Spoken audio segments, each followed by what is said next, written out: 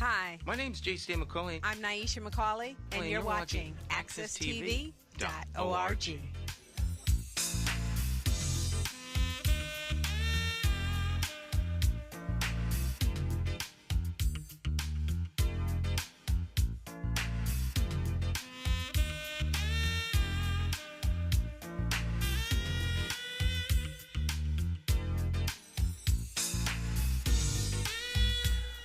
All right, my friends, once again, it is indeed time to get our talk on. It's Morning Talk with me, your host, J. Stan McCauley, along with the champions of talk. And, of course, talk champion Jonathan Small is in the house. Good morning, Jonathan. How you doing? Doing fine, Stan. It's good to be back here again. As I mentioned every single week, look forward to it. And hopefully you had a very nice weekend. Yeah. Great weekend. Fabulous weekend. Didn't do much this week. Well, that's not true. I don't remember what I did this week. You don't remember what you did? I think it was, we were in the house. I was in the house most of the weekend, actually. But what did you do? Did you do anything outside Saturday before I had to go to work, enjoying the weather. Didn't even want to leave. I mean, just want to be outside that autumn day. Yesterday, kind of back and forth as usual, running some errands. But Saturday was just a gorgeous day just to be outside, man. It was really a nice scenic day, weather-wise. Just a nice relaxing day otherwise. And then yesterday, big game, Kansas City Chiefs and San Francisco 49ers. That was classified as the game of the week. Mm-hmm. So I watched that game, tried to do everything before that game came on. And Dallas looked it pretty good. They didn't put that game on television, and pretty much that was an interesting victory. And World Series wise, the Houston Astros defeated the New York Yankees, which I was glad of that as a Red Sox fan. It's a bitter rivalry, so the New York Yankees. So you were a Yankees or a Red Sox fan? I'm a Red Sox fan, but I don't like the Yankees. Okay. So anytime they lose, it gives more satisfaction. It brings joy to you to see the team that you despise lose and suffer. Exactly. I mean, look how many times they don't won the World Series. I think it's 27 times. You hate because of their greatness? It's a combination. It's a rivalry. I mean, the Yankees and the Red Sox. Mm-hmm. It's hard to like them both. You either like one or the other.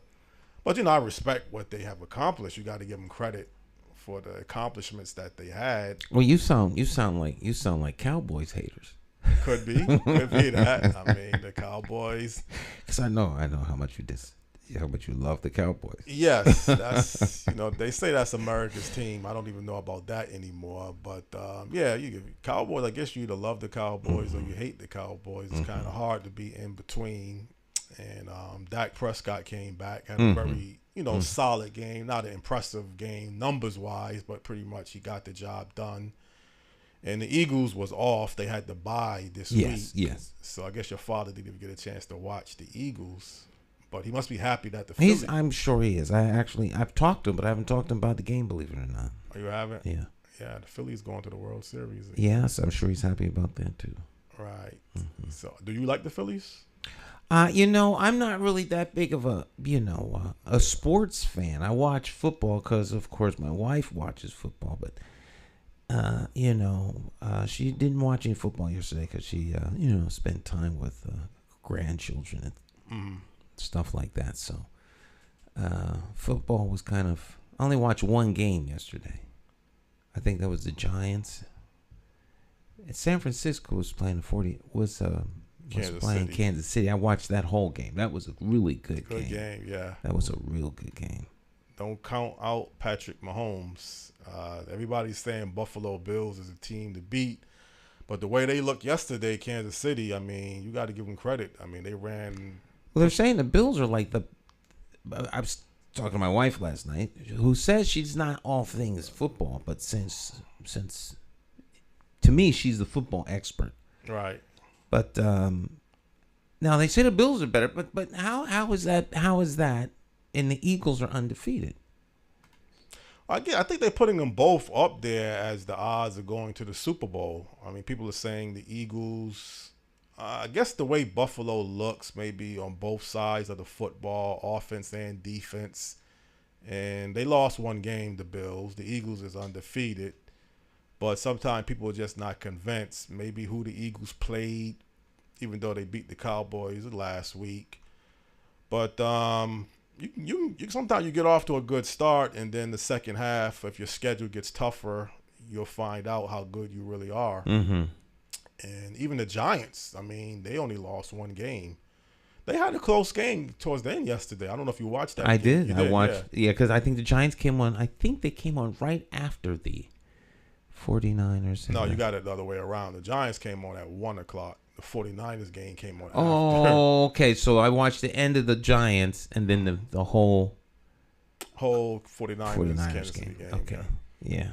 I mean, that guy, if he would have caught the ball about a foot, maybe 2 or 3 feet, 2 yards further down, he would have got in the end zone. So it was a real close play, a good interesting finish. Good game. Well, we'll sit here talk about the game all day. Right. But it's Monday, which means, of course, we have special guests on Monday who come in, experts in whatever area they're expert in. And so every Monday, Jonathan invites people from around the planet to come and talk to us and share their wisdom with us. And, of course, today is no different than any other Monday. So we call these the Monday Masterclass. So sit back, get your pencil, paper out, take notes. If you have any questions, by all means, hit us up on the chat. But Jonathan, we'll give him the privilege and pleasure of introducing our guests, since he's the person that goes out and finds them. So, Jonathan, you have the floor. Okay, good morning to people out there on Morning Talk Live with Jay Stan McCauley's Talk Show. We have a guest who has a dynamite resume and professionalism in many different areas. And this guest is going to bring a lot of critical information and knowledge to this particular topic and subject. The guest this morning on Morning Talk Live with Jay Stan McCauley Talk Show is the founder of Live Better Ventures. He's also a real estate advisor, national speaker, coach, and author. No other than Fee Gentry, I guess MBA to go along with that title as well. Good morning, Fee. How are you doing? Well, good morning, everybody. Good morning, Jonathan. Good morning, Jay. Thank you all for having me on. All right. Well, Fee, could you kind of let people know a little bit about yourself and background before we get into our topic of discussion?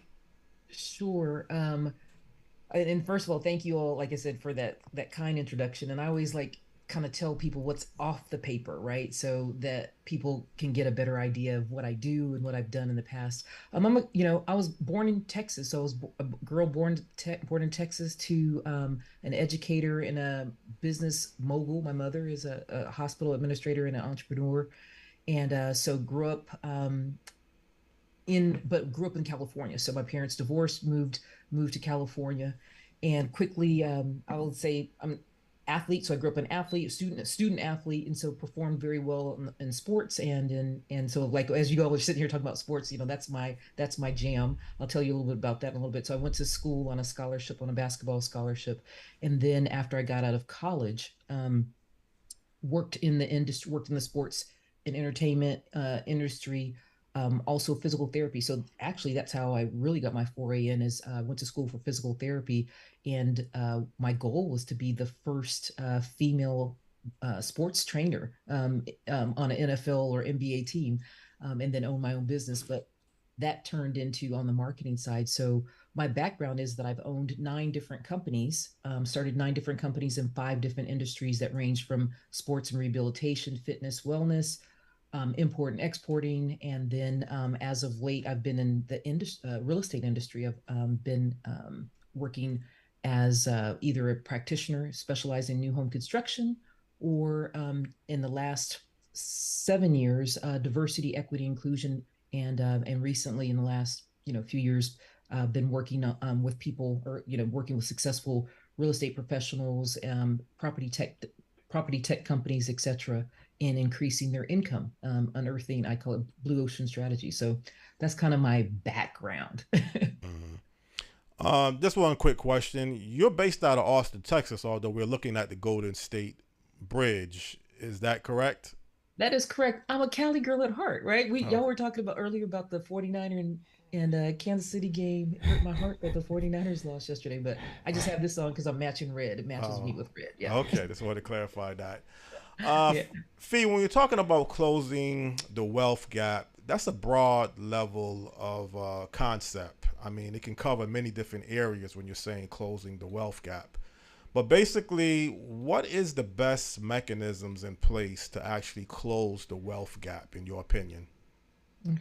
I know, first of all, I'm going to do this preface, right? So, to cover myself legally, I am not a, financial advisor. I am not a tax specialist. I am not a, I'm not a wealth expert. Everything I'm going to share with you guys is about things that I've either experienced myself or things that I teach or learned and teach other people, and especially from the real estate side of it. Um, there are a couple ways, and you and I were talking about this. Jonathan, about how to close the wealth gap. There's several ways to close the wealth gap. Most people believe that it's real estate, and it's still probably one of the better ways to close the wealth gap. But I believe that, and this is what I talk to a lot of my clients about. I think it starts with savings. So let's get ourselves in a position to save in terms of cash, right? So cash on cash is probably one of the better ways. Although your cash is not that good right now, being that we're experiencing inflation. So for every $1,000 that somebody gives you, imagine that, or they say they're gonna give you $1,000, and then just because of inflation, it's really only worth $926. You're like, man, where's my 80? Where's my 80? Well, so like a difference of like 80 something dollars. Like, wait, where's my 80 something dollars? So so first it's cash in terms of savings. Second ways of in closing the income gap is for insurance. A lot of us, especially in the African American community, if that's who we're going to focus on here, we're underinsured, and we spend a lot of our income on insurance. And then housing, like I said, is real estate is one, but there's other, like we said, nine different income asset, or nine different asset classes. And so we're talking about stocks, we're talking about bonds, we're talking about um, commodities. There's a whole bunch of other, different things, equities. There's income funds that we can deal, and then we're talking about currencies like gold and silver, and then finally, which has really been helpful over the last few years that have closed the income gap, is that's working with alternative coins, and that's in the crypto and alternative Bitcoin industry. So that's kind of my answer there. I hope that answered your question. Well, yes, Fee, but obviously, when you say, and I'll express this now, when you say closing the wealth gap, and you look at the ratio that blacks, in particular, fare towards the Asian population, towards the white population, towards the Hispanic population, and maybe towards other races throughout the country, it doesn't really look good on paper. Now, I don't know if that's the accurate assessment to base everything on. But when you look at the ratio of where blacks stand in the United States towards wealth, and you break it towards a comparison to the Asians and white population, from ownership of homes to businesses to per capita income, why is the numbers so low, if it is the case, for African Americans throughout America comparable to the other races? There are a lot of factors, and so let's just go off of what the studies say. Let's just assume that the McKinsey report is correct. Let's assume that the Deloitte reports are correct, and let's assume that the household, the National Association of Black Realtors, let's assume that those reports are correct. And kind of like we said, there's 100 and well, there's 100 and plus years of structural blockages that we've experienced in this company. 100 plus years of structural exclusion and redlining and all other things. But the other part of it is that we in our communities and cultures are also choosing, or not choosing to, yeah, some of us are, we're choosing to work in low income wage earning positions. So the gap for us is like 30 to 50%, where we're working in lower income gaps. So, and it's only in 5 industries. So if we had better representation, for example, in the in if we had better representation in the 5 fields of just like construction, if we had better representation in the financial services industry, if we had better representation in the legal and technology industries, we'd fare a lot better because our incomes would be higher. Even though even though those of us who do, work in the, financial sectors, as well as like the real estate and professional service industries, make less than our white counterparts, we'd still fare better. Right now, think about us. A lot of people in our communities are working in lower wage incomes. We're bus drivers. We're working in nursing, like clinical nursing assistants positions. We're working in warehouse stocking positions that are all lower income. The median average income for Black folks versus our white counterparts, like we said, is a 30% disparity. We just have to do better in terms of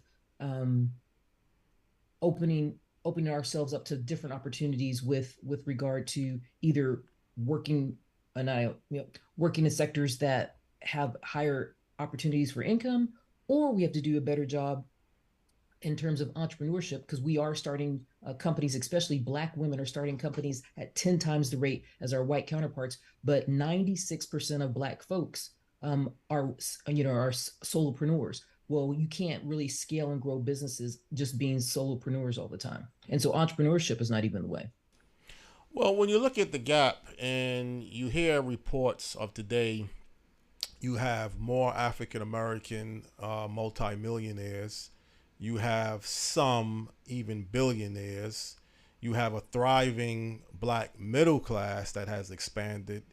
Even with those sectors alone, that wouldn't be enough to really close the wealth gap? No. Okay. And people keep like short. You know why? Because we see it now. I mean, we like you said, Black folks are becoming multi-millionaires. Like you said, we're doing better. It's just not enough to close the gap. Again, there's still those structural things that are in place that are keeping us in place, and we're not saving money. So let's go back to that part. So we are spending. We are the number one consumers in the world. I think we have, like, Black people right now. We were at a 900 we're about at 917 billion GDP, which is really good in this country for those of us that make up 13%. But we used to be at like a $1.4 trillion GDP for this country. So our buying power is seeming for some reason to shrink in certain sectors. So the gap is widening in those of us who are in, like we said, middle class or upper middle class or wealthy. But yeah, it's the savings. It's not about how much we earn. It's about how much we keep and how we invest it. So by not savings and investing, does that fall on sometime your personal choices and your necessity that you feel that you have to spend more than save because of your circumstances? Or is there other factors that you have to contribute towards this predicament? I think it's both, right? I mean, it's both. I think we are product rich and asset poor. And I'm going to say that we are product rich and asset poor. We will, in our communities, for some reason, and it's not just us, it's Black and brown people, and it's actually American consumerism is a real thing. It is set up for us to not do that. So the first part is, we are buying, we're extending ourselves financially on credit and brands that we shouldn't be investing in. So that's probably one of the reasons that there's that gap that exists. And the other part is that we may have a gap in financial literacy that could contribute to it as well. There are things, they're not secrets to wealth, but there are things about wealth that we are not always privy to. For example, a lot of us are not in the stock market. So it's about growth, growing our money. So we're not in the stock market. We're not in the real estate investment marketplace. Well, those are just like we said, two things right there that'll increase our wealth. And we're just not privy to it sometimes. Well, Fee, statistical analysts sometimes project that you need to have multiple streams of income, at least 3 different ways to generate revenue to kind of put yourself in a financial level of growth and somewhat of prosperity, even to go along with savings. I guess that's part of investing, because the more money that you have still will contribute towards the more that you can save. And if you mentioned earlier about many African American or Black people are not in the higher paying job occupations, where does now furthering your education and training and taking advantage of technology can put you into the higher per capita earnings that exist in our country? Yeah, education is key. Well, we say that, right? Our generation, our parents told us to do what?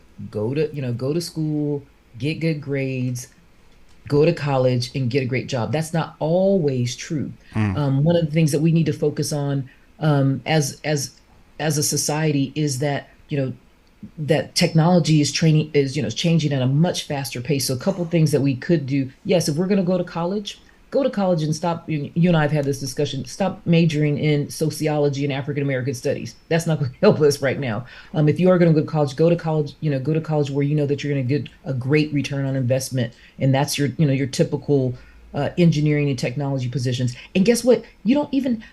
And I hate to say this because I'm a person who has a lot of education and degrees, as you see, but right now, in some instances, college may not be the answer for a lot of us. There's other ways to increase your education, going to trade schools, right? You can go to these certification programs that are like 18 months, and you could come out making six figures in technology. There are 11 million jobs right now that are unfulfilled in the United States. Most of them are in the tech sector, and a lot of us could be filling those gaps right now. So again, it's like you need to get the proper information and preparation and figure out exactly other alternatives that exist out there and what you're capable of doing, and then capitalizing on these 11 million jobs. Was that you mentioned 11 million, was it? There are 11 million unfulfilled jobs right now in this country. And unemployment is at the lowest it's ever been. 11 million jobs. But like you said, this thing right here, Google, this thing right here, this phone, that's our friend. And these, especially right now, you can go and learn anything from Google, YouTube, and certification courses that will help you get that knowledge. Because what we talked about, there's an income gap because we also have a knowledge and a skill gap. So we have to fill the knowledge and skill gap first in order to decrease that income gap. Well, I'm glad you just mentioned that, because you people have to take into consideration the other gaps that exist. And if you don't have the knowledge or the information, then how are you going to be able to obtain anything? So I'm glad you just mentioned that gap also, because I don't want to give people the impression that the wealth gap is the only problem that we're dealing with. And I'll get into this a little bit later, but I'm just glad that you just mentioned those other factors. And Stan, I want to bring you into this conversation. Do you have anything you wanted to ask my guest, or any comments you want to make? Well, I'm in, as always, active listening mode. But I think the point that she's making, I think overall the point that she's making is, as we've had conversations around this before, wealth is the difference between what you make and what you spend. So, the more money you keep, the more wealth you have, or your money turns into assets. She mentioned gold and bonds and stuff. So what do you have? Because if we as a people are fighting, because one thing she said made me think, everybody's fighting for $15 an hour wage, minimum wage, $15 an hour, and everybody's happy. Yeah, we got a increase in the wage. And if everyone is fighting for minimum wage job, living wage, your city councils and everybody's fighting for living wage. So I guess after our time, people think, oh, we've arrived. But minimum wage, you're never ever going to save anything. Right. You're just barely living wage. And that means that individuals are going to have to bear the responsibility to do more. You can't wait for someone else to give you wealth. You have to earn wealth. And so all the things he's talking about, if you don't increase your knowledge base, how are you going to increase your wealth base? No, it just seems to me. Well, again, she mentioned information, and she mentioned information, and it was one other sector that you had mentioned also that we have to learn. Fee, could you just mention the other two information? You had mentioned information, and there was one other component that you also mentioned too. Yeah. So I said there's a skill gap. Skill gap, right? Yeah. Yeah. We just don't have the skill sometimes. And it's just learning a particular skill, whether it be coding, whether it be, um, healthcare, healthcare technology, learning how to operate, certain equipment in the healthcare industry, learning a skill like welding. Remember I keep dating myself, but our generation or above us, they had concrete workers, right? Think about if you were I work in the housing sector. If you could learn concrete, framing, being an electrician, a welder. I mean, those are all six-figure plus industries that people could learn, and like what you talked about, Jay, that folks are just wanting to wanting or saying that they wanted minimum wage. Like you said, that's never going to get you out of it. That's just at the bottom of the pole for poverty. Still, it still keeps you in the poverty gap. It's not gonna do anything to get you out of your situation. Mm-hmm. Well, sometimes I think when you say particularly black people in this country, there's a skill gap. There's certainly no skill gap when you get into professional sports. Blacks dominate the National Basketball Association, have a heavy presence in football, entertainment. And I don't want to say this negatively towards our race, but it seems like in those areas alone, we never can question the skill gaps, towards sports and entertainment. But sometime when you look at us in other areas that we need better presence, like real estate, finance, ownership, these seems to be the areas where we don't, and I don't like to say skill gap, meaning we're not capable of learning. It's just we don't have the numbers to really back up what we need as a skill set society. But why is it so easy for black people to dominate in professional sports and entertainment and then not dominate into the other industries that you are mentioning? I mean, I can't speak for all black people, right? Right, that's true. however, it's just, it's really simple. What we focus on expands. I was an athlete, and so I learned how to play basketball, and I spent many hours playing basketball, so I increased that skill, right? And so it's the exact same thing if you focused on anatomy and physiology, if you focused on technology. We got a lot of folks who can play the hell out of some video games, right? It's the skill set, right? You continue to practice and practice and practice until you perfect or master certain skills. It's nothing different than that, right? Mm-hmm. Nothing different than that. And actually, like you said, mastering skill sets in economics and mastering skill sets in how to do stocks and cryptocurrency is a lot easier than sports. Mm-hmm. Coming from especially for like me who played sports for 20 something years, right? It's a lot less stress on your body. Mm-hmm. But so it's just a matter of focus and attention. Yeah. Not to always sometimes point fingers and blame, but do you look at our school systems as a focal point of maybe not preparing people, particularly in the African American race throughout the country, towards obtaining these skills that you are questioning that we need to have? Yeah. I mean, of course, that's probably one of the bigger segments. Like I said, I hate to beat up teachers because I think they are the most admirable profession. That's one of the most admirable profession in the industry. We don't value, and here we go. Let's call it a thing. Our country doesn't value teachers and education, and us as a society. Because guess what? You know how we know? Because we got through having at the top of this conversation, at the top of this show, we were talking about sports and entertainers, right? Baseball players in the football games and talking about them, but we didn't talk about Mrs. So-and-so who taught an amazing lesson and taught her students how to solve, the quadratic formula, right? So it's what we emphasize in our society as well, because if we say we value our children, if we value education, that's where you'd see our dollars and impact go towards and our attention go toward. So we can't just blame it on the education system. Although it is, there is a gap there. We do have we as a society in general are responsible for where we put that emphasis on. But Fee, truthfully, and I don't want to bring you outside into other social issues, not directly relative towards what we're talking about. But if you're looking at gaps in life expectancy, health wise, you look at violence, you look at other factors of the criminal justice system.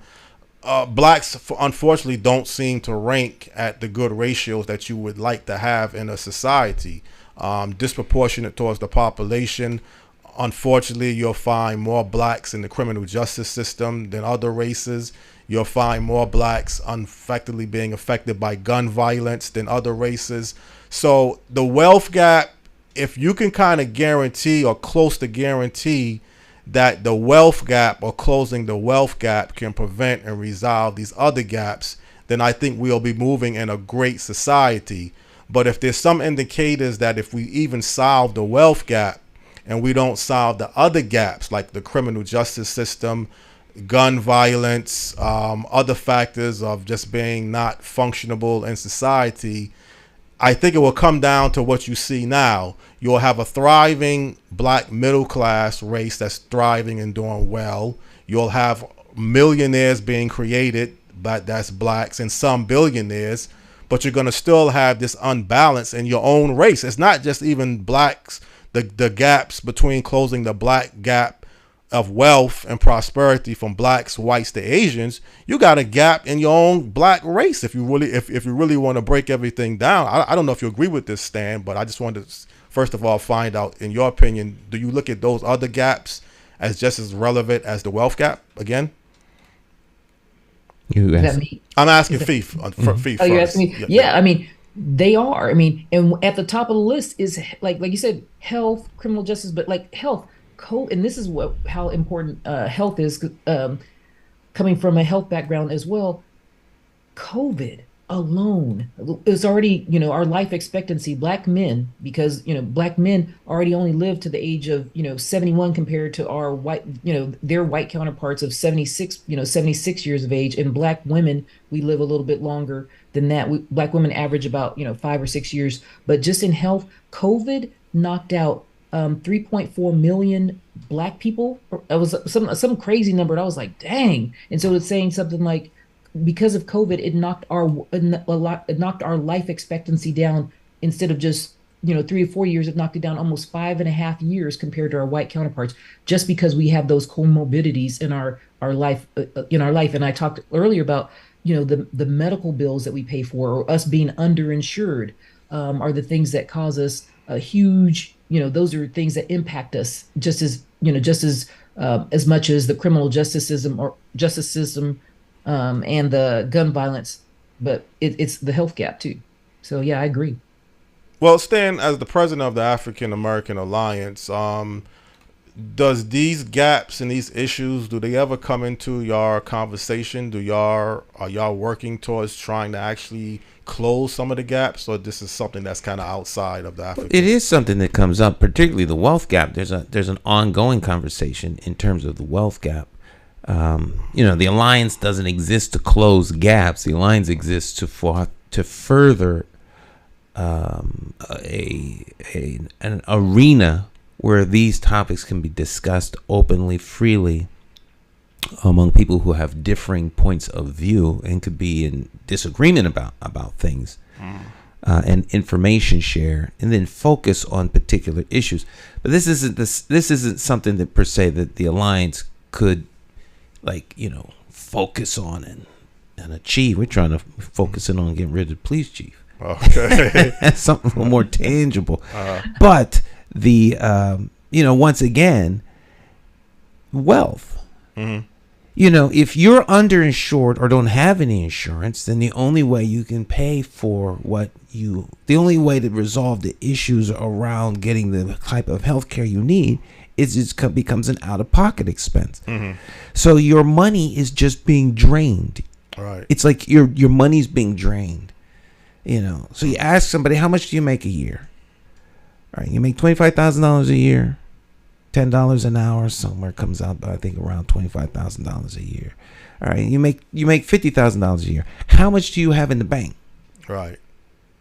If you don't have any money in the bank, you got maybe $500 in the bank in savings checking because you have rent coming up. You have your Your bills are what's in your bank. Mm-hmm. So what do you have to show for $50,000? New sneakers, new car. I mean, where are we putting our money?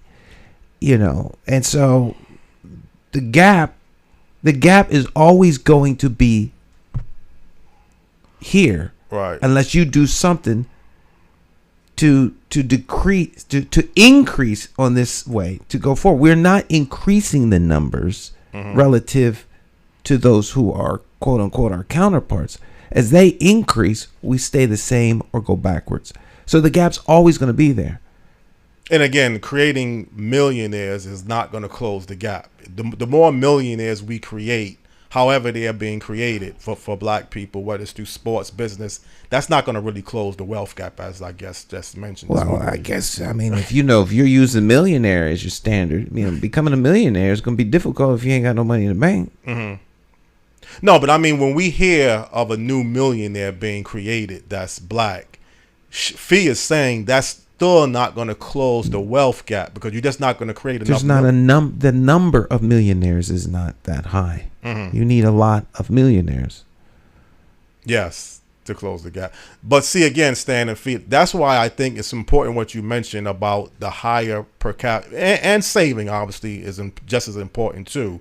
If you can create a community where more black people that live in these communities are making $50,000 to $100,000, I think that would instantly close the wealth gap.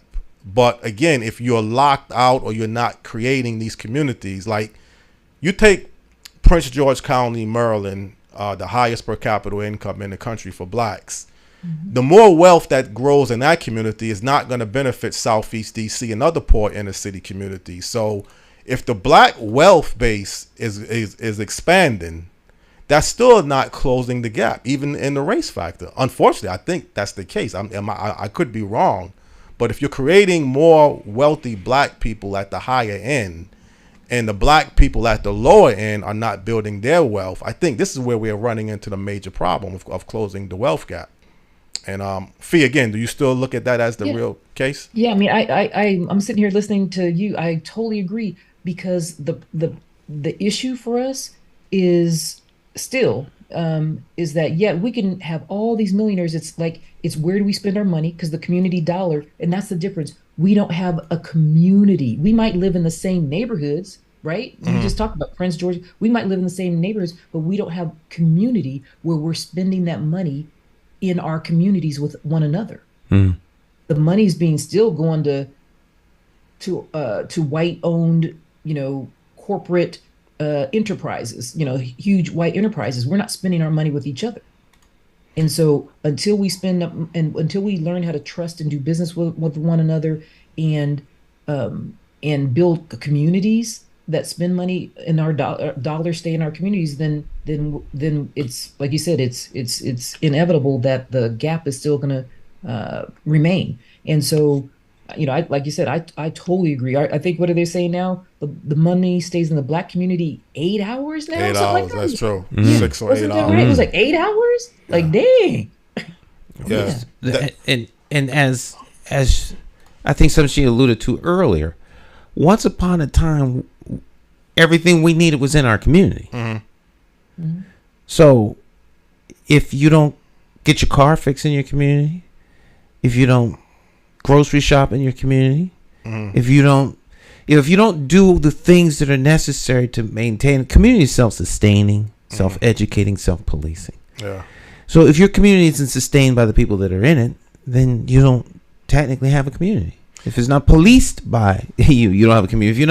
If you're not educating so if everything in your community is not sustaining you, then as she mentions, you live in a neighborhood.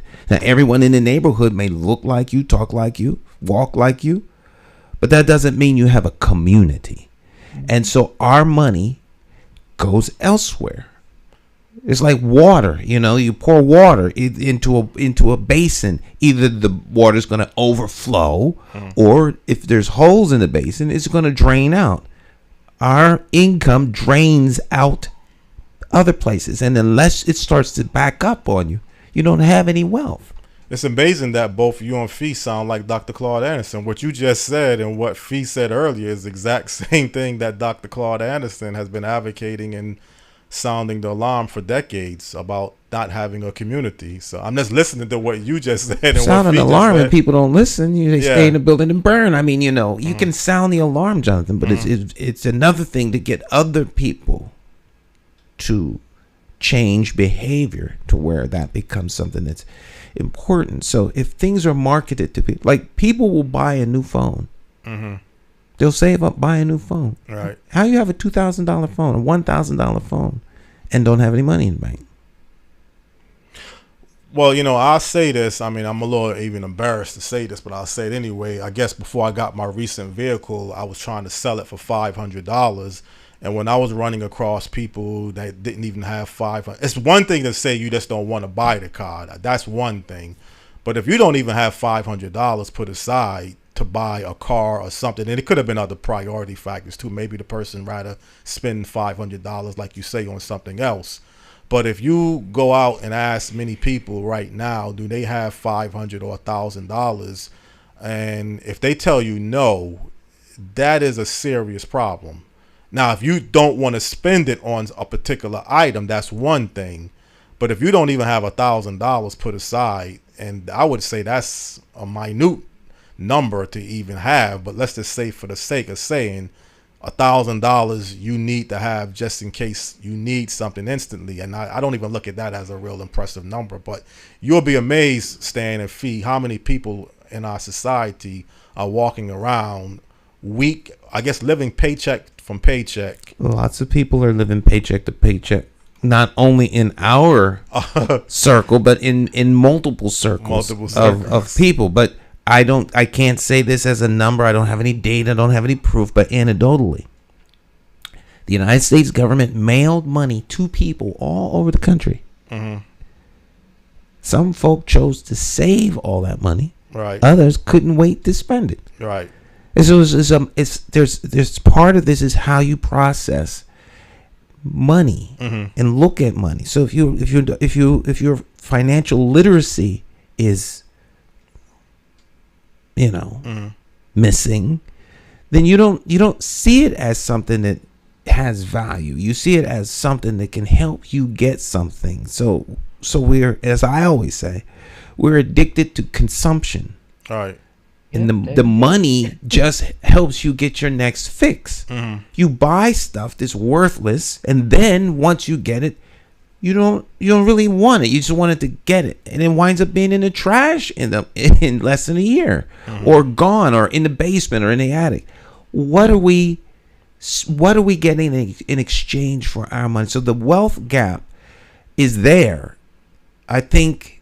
And one thing that I do appreciate about our guest, she hasn't made the wealth gap into a racial issue. I think we too often make the wealth gap a racial issue as opposed to an economic issue. And so we see some sort of justice because now they're going to make us, we're going to use legislative tools to close the wealth gap by a legislative fiat as opposed to simple economics. Right. And that's just me, not necessarily the truth. Well, Jay, you hit it right on the you hit it right on the head. We don't have, and I always, when I'm out speaking to groups, I always we don't have a black and white problem necessarily. We have a green and red problem. The green is the economic system, and the red is seeing each other in our humanity, and like we said, building community, knowing that we're all in the same boat together, and that there are some outside economic forces that have designed this system for us. Let's just be honest. The consumerism. Think about it. Every single holiday is built around what? Consumerism. Every single thing that we do in this country is designed around what? Consumerism, getting money out of your pocket. And then in our school system, so the knock on our school systems are, what is it that we're learning? We don't take home, there's no economics in school anymore. We're not learning about how to deal with credit. Some of that's systematic. Yeah, and I don't believe it's financial literacy as a curriculum taught in our schools to go along with civics. Yeah. Which is too civics. We used to teach. I don't even think they teach civics. You don't learn how to drive anymore. No civics, no economics, nothing. Yeah. Well, that's what I'm saying, Fee and Stan. I think it's still like a collaborative combination of different factors. You don't want to put anything on one sector alone. Like it'd be unfair to say it's just the school system and it's just that alone. Well, to a degree, it isn't the school system, but people like to blame the school system. But as I always like to say, the school system is not like some separate sacrosanct entity. The school system is the public school system is a government run. Right. The government runs the school system. And we are the government. And most school systems are local. I mean, that's one of the big things that's in the atmosphere and bubbling around in the current political dialogue. Control over local boards of education. The boards of education across the country in the United States are locally run. So you cannot blame the school system without looking first in the mirror, because the school system is a reflection of the people in the community. So once again, until the headspace changes within the community in terms of what is important, it's very difficult to somehow get the school system to do more than what the people compel it to do. Because there's Noah Webster had a whole economic little bank and everything else up in that school. But where's Noah Webster? Noah Webster's in one of the most affluent parts of the city. Right. So if the people are engaged, they will get in return. So, we allow certain things to happen in school and we sit back. There really has to be a kind of return. And our guest mentioned like home ec. When I went to school, you had home economics. The guys all took industrial arts. Right. Industrial arts allowed you to be able to master trades. It doesn't mean like it's the only thing you had to do, but you had a skill set. So you learned how to do something. You mastered a skill. You master how to take care of the home, the economics of the home. There's a lot of basic tools and knowledge that you can build other things from. But all of that's gone. Civics is gone. All of the basic things necessary to be successful in a community, to have command of your local and household economics. So if the household economics is MasterCard or Visa, you come to the game dragging. It's like if it's a football game, it's like you cast your feet in cement the night before the game, and you want to be quick on the court. That's what debt does, and we come indebted. Not only are we addicted to consumption, we're in debt. Yeah. And I think sometimes, Stan and Fee, it's still going to come down to a personal choice. I mean, you can look at it however you want to look at it, obviously. And the only reason why I mentioned race particularly is because I want to get the statistical data implemented towards our conversation. I do understand this is a green problem, a life problem. We all have a need for income. So when I'm saying the race factor, it's just to get the stats and numbers in order to let you know where black people are at comparable to the other races. But I'm not trying to just solo that out as the main problem. But and in some ways it can be a problem, though, if you're at the bottom. I think anytime you're at the bottom of something and you're not improving at the numbers that you need to be collectively, then that is a problem, though. I don't think you can dispute that. It's just that how we go about fixing the problem probably is the bigger challenge. And Fee, I did mention this to your personal assistant, that I wanted to mention this entrepreneur, Trisha Bailey, who actually comes from Hartford and graduated from Weaver. And I say her as an example because unlike Oprah Winfrey, and you can't dispute Oprah Winfrey as one of the most successful business persons of all time, I still say Oprah did it in an area that is somewhat designed to be lucrative, entertainment, media.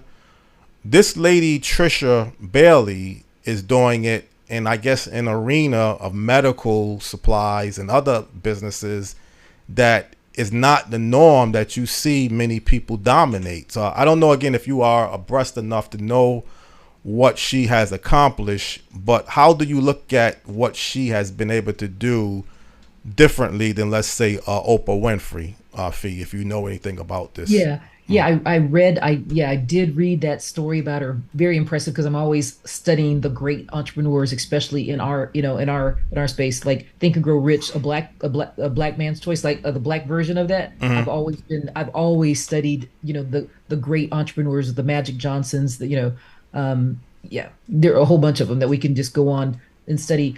But the difference with that I thought that was different for her, she's an immigrant, and immigrants, statistically, it's been well documented. If you look at most of the Forbes 400 list, or Forbes 100 list, and Forbes 500 list, a lot of them are immigrants into this country. So if you look at where she came from, with no electricity in Jamaica, and then came to the United States at age 13, and was and then came to 13, was sharing in a 1-bedroom apartment. So she had to learn how to survive and deal with less. And Oprah was the same. Oprah came from the dirt floors of Mississippi, from a maid's background. But it is impressive that she was able to find a niche in the medical equipment, division, and then expand that. So I think it's been highly, highly impressive. And again, self-education, discipline, education, saving, long-term consistency, and patience. And that was the difference. I mean, that was the difference. And Oprah did the exact same thing. She just did it in another sector, but it has been quite impressive.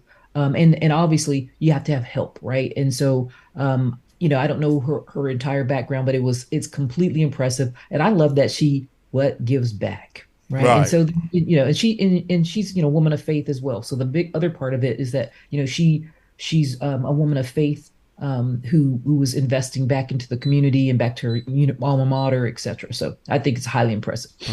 And that's not to, again, take anything away from what Oprah, because Oprah's at a pedestal that many people probably can never imagine. As you had even said many times, there's really only going to be one Oprah Winfrey. But this woman, Trisha Bailey, in some ways could be setting herself out to be her own person. Sometimes you don't have to be the next somebody else. You just could kind of set your own path and then let it, follow where people want to identify you as. Be you. Be you, exactly. Don't chase Oprah Winfrey and everything.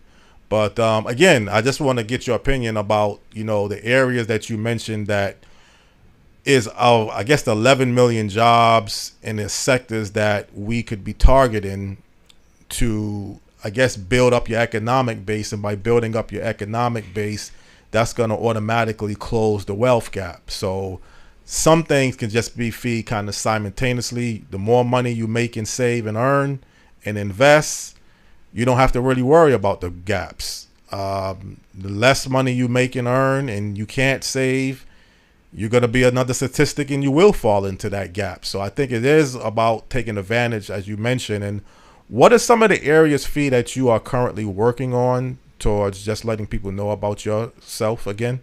Sure. I work in the area of real estate. So I specialize in new home construction. That's what my profession is. That's one of the ways I do it. So development, matter of fact, I'm doing some acquisition, disposition, trying to acquire a company right now in Puerto Rico to work on some homes in that area.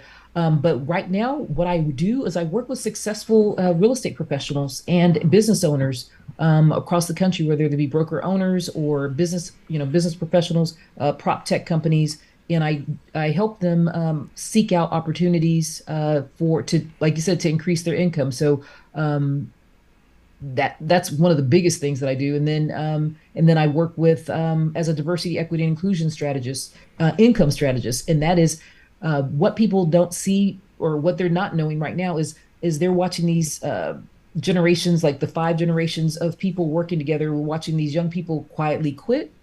We've got companies that are experiencing lawsuits. We've got companies that don't know how to deal with the with the change of the new faces of leadership, whether that be women, the LGBTQ plus community, veterans, and even senior citizens. And so I work with all of those kind of those entities to help them, show them how to increase their wealth and to decrease the gap. So that's what I do, like in the consulting side. So I'm always looking for new clients who want to learn how to take advantage of the new economy that we're experiencing right now, and if they want to get there faster. So that's kind of what I do. Yeah. And then you mentioned also real estate, and I was considering strongly this having a conversation or topic just about real estate, and you kind of convinced me that you felt we could do a much more broader, better show, to be honest, and upfront, talking about closing the wealth gap. But isn't ownership, let's say, of a home part of closing the wealth gap also, Fee? We talked about that. That's why, and I appreciate you bringing that up, because we did talk about, yes, home ownership could be one of the strategies, but I believe in that all of the above strategy. We got to take care of our health. We got to take care of our, savings and insurance before we start looking at buying a home. A home is only an asset as if it's making you money. Okay. And let's just be honest, a lot of these, like you're looking at these new lending programs that are coming out, interest, yes, the interest rates are extremely, they've almost tripled. They've almost tripled, they at least doubled, and sometimes almost going towards tripling now since the end of 2021. And so, yes, home ownership could be part of that equation if you are not in a census tract where homes are not depreciating. Let's call a thing. Appraisers are still, appraising our homes disproportionate. Black homes, and those black owned and brown owned those census tracts where black and brown people make up a majority of the population, or at least a minimum of 30% of the population. They're appraising those homes, less, like 30% to 40% less. I was just watching this video on YouTube the other day where a black couple, and I don't know what street, let's just say it's a black couple who lived on Martin Luther King Street versus another couple, same house, same builder, same area, time. As a matter of fact, the black couple, increased did some things, repairs and stuff to their house and updated their house. And the white couple across the street on Smith Street, their house appraised for a difference of $400,000 difference. And excuse me, that was just based on the race factor? I think I did look at that. That was pretty much based on the race factor. Just based, I mean, it's still happening every single day. So we're even still losing the gap on our homes, even when we're buying our homes, or we're not taking, or we don't learn how to take advantage of using our real estate, as an asset, using the equity out of our homes. When we're using it. So yeah, it could be. I mean, I'm in the real estate business, so yes, I believe there's lots of money to be made in real estate, lots, but you got to know what you're doing. Mm-hmm. You're doing it, and it's got to make dollars and cents, right? If you're in, like you said, if you're in an economically depressed neighborhood where the homes aren't appraising, it doesn't make sense sometimes to always. It's better than renting, right? Yes. But it doesn't always make dollars and cents to buy a house right now. And I'm like I said, buy a house right now over market value, and then you're not going to pay out. You're not going to pay off that mortgage sooner because you don't have the economic capital to pay off that mortgage in less than 30 years. So if you bought $100,000 home today, and you paid it off in 30 years, you're paying $380,000 for a $100,000 home. That's crazy. Mm-hmm. So again, but isn't it different strategies, let's say, of your mortgages between a 30-year mortgage or a 15-year mortgage? Does that really make a big difference, or that's not that big a difference? Yeah, it makes a huge. Think about it. If you're paying that mortgage off in 15 years versus 30 years, remember most of your if you're looking at a a capital. What's the name of the table? Well, if you're looking at a table on, I keep forgetting what I'm calling it, but if you're looking at, it cuts off 15 years versus 30-year mortgage. Mm-hmm. That's less than half the interest that you're paying on a home.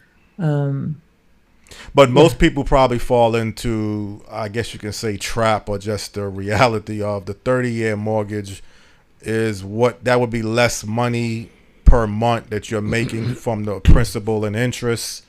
comparable to the 15-year mortgage? The 30-year mortgage helps you get what you want now. Okay, so that's why people buy into that. Yeah, well, y'all haven't seen this. Yeah, you're ready to do a 40-year. There's 40 and 50-year mortgages out now. Think about they're doing that with the cars, because remember we used to be. Remember how you used to have a 36-month when you finance a car. 36 months now when you finance a car for 84 months. Well, now they're putting out. There's always going to be somebody trying to get in our pockets.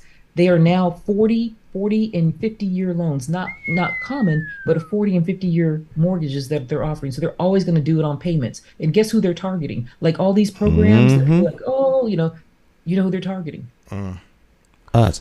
So then if you're, so, and this comes down again to financial literacy, as opposed to the consumption addiction.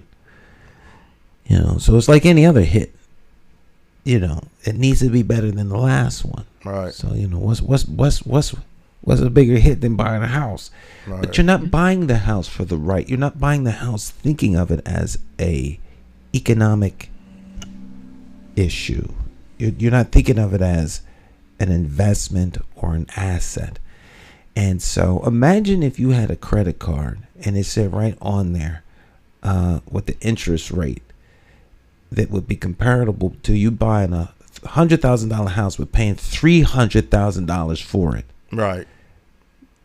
So you buy, you got $100 on your credit card, but you're going to pay back $300. Yes.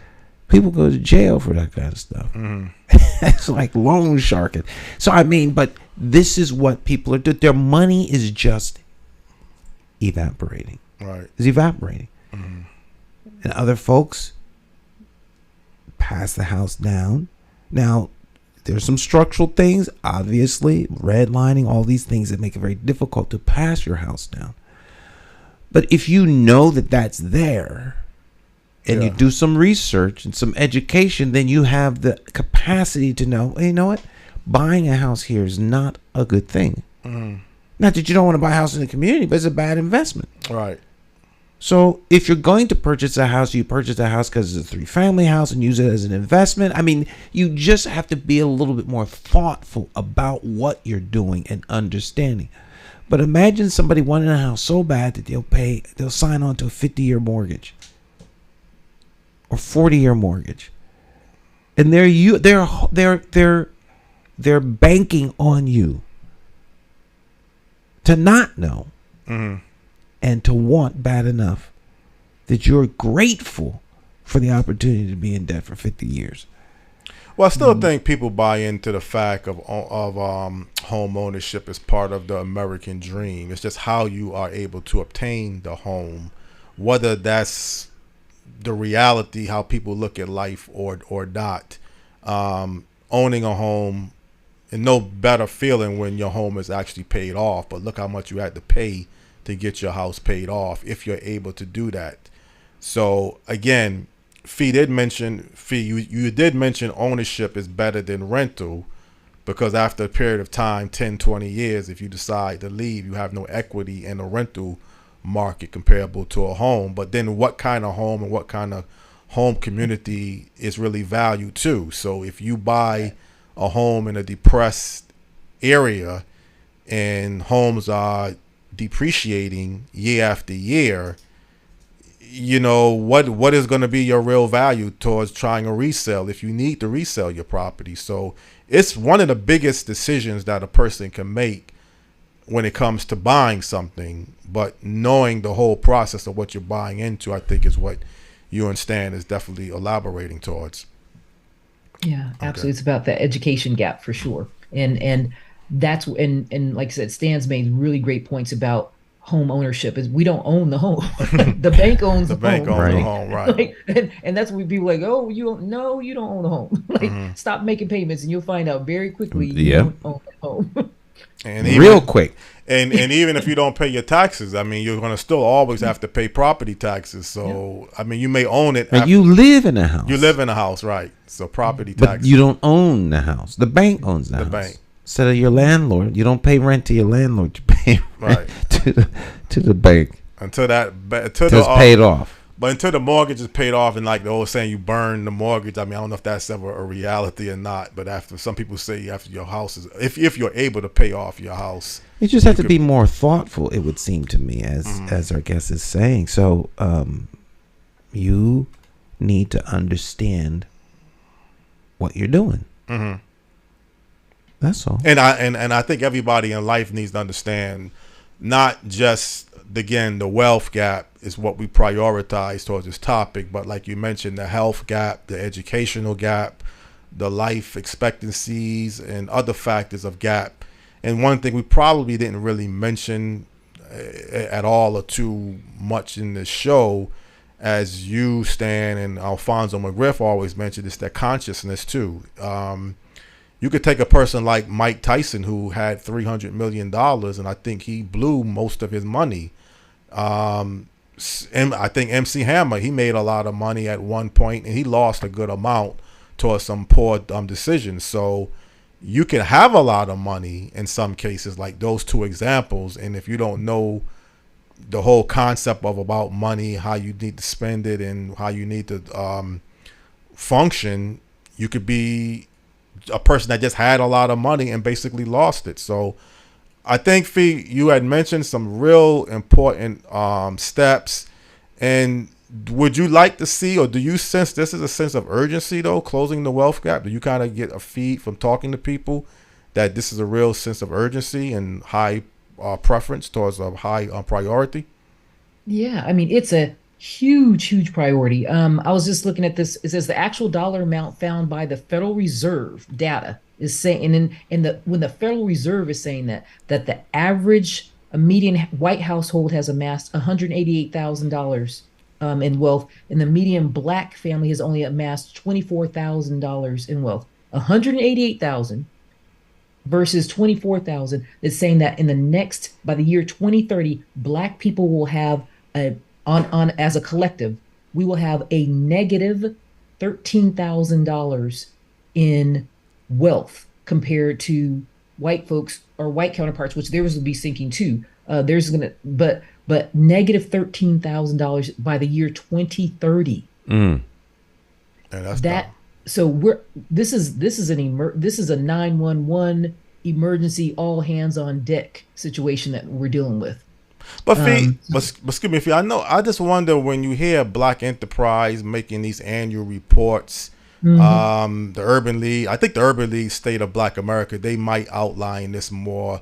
But sometimes you look at your big major media outlets, they like to focus, and I guess it's good to focus on the successful black people in this country, and that's prospering and doing well.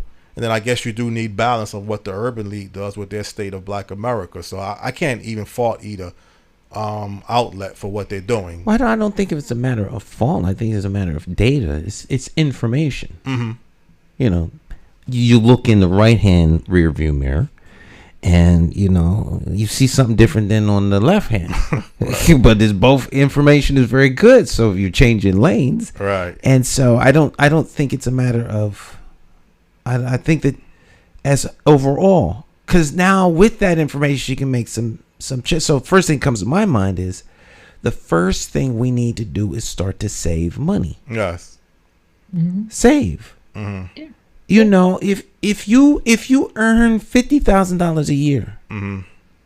in 2 years you will have earned $100,000. Mm-hmm.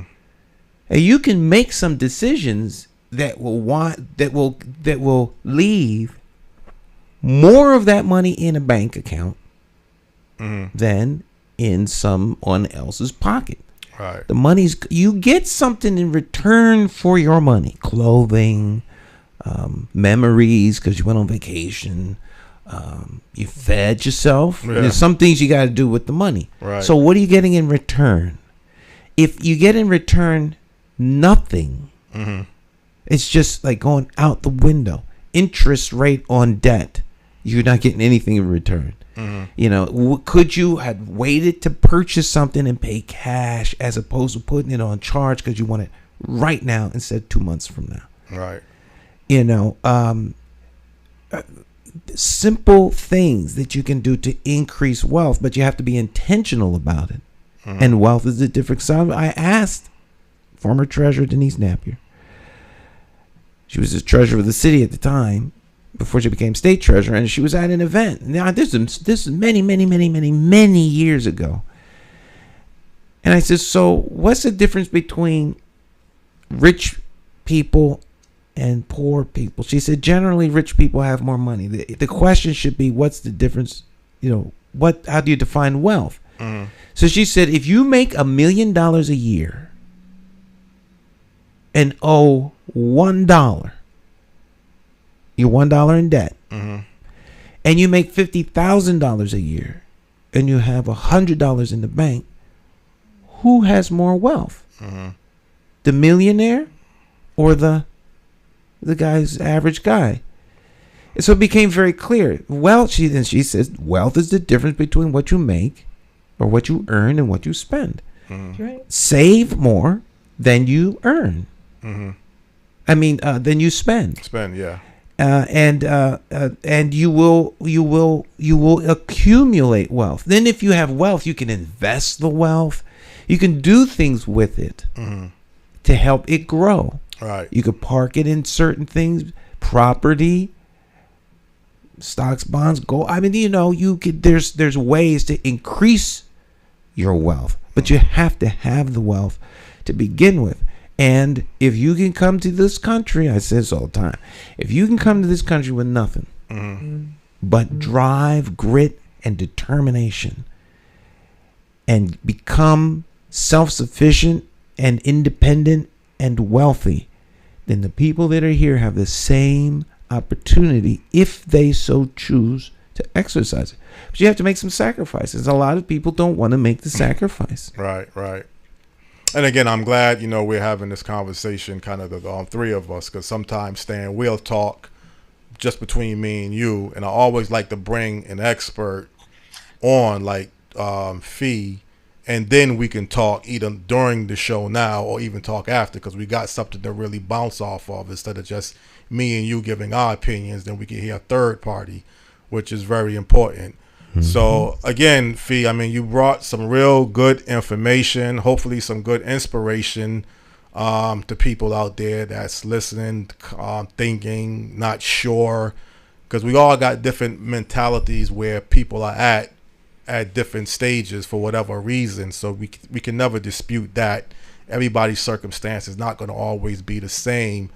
But I think, again, the thing is the drive, the capability, we all could be gifted with that. Now, everybody, again, is not going to become wealthy. Wealthy if you judge certain income levels, because that's a whole different story. But we could all do much better towards building wealth, and then again that would automatically close the wealth gap, and you could live a very comfortable life. I say personally between $50,000 to $100,000 if you're saving and you live, as you mentioned, Stan, within your means. Sometimes people try to live outside of their means, and that changes the whole dynamic. But again, Fee, if you have anything else you want to address, kind of we're closing up on this show, or if Stan, you want to go a little bit long, it's kind of up to you, Stan, on that level, and I guess time.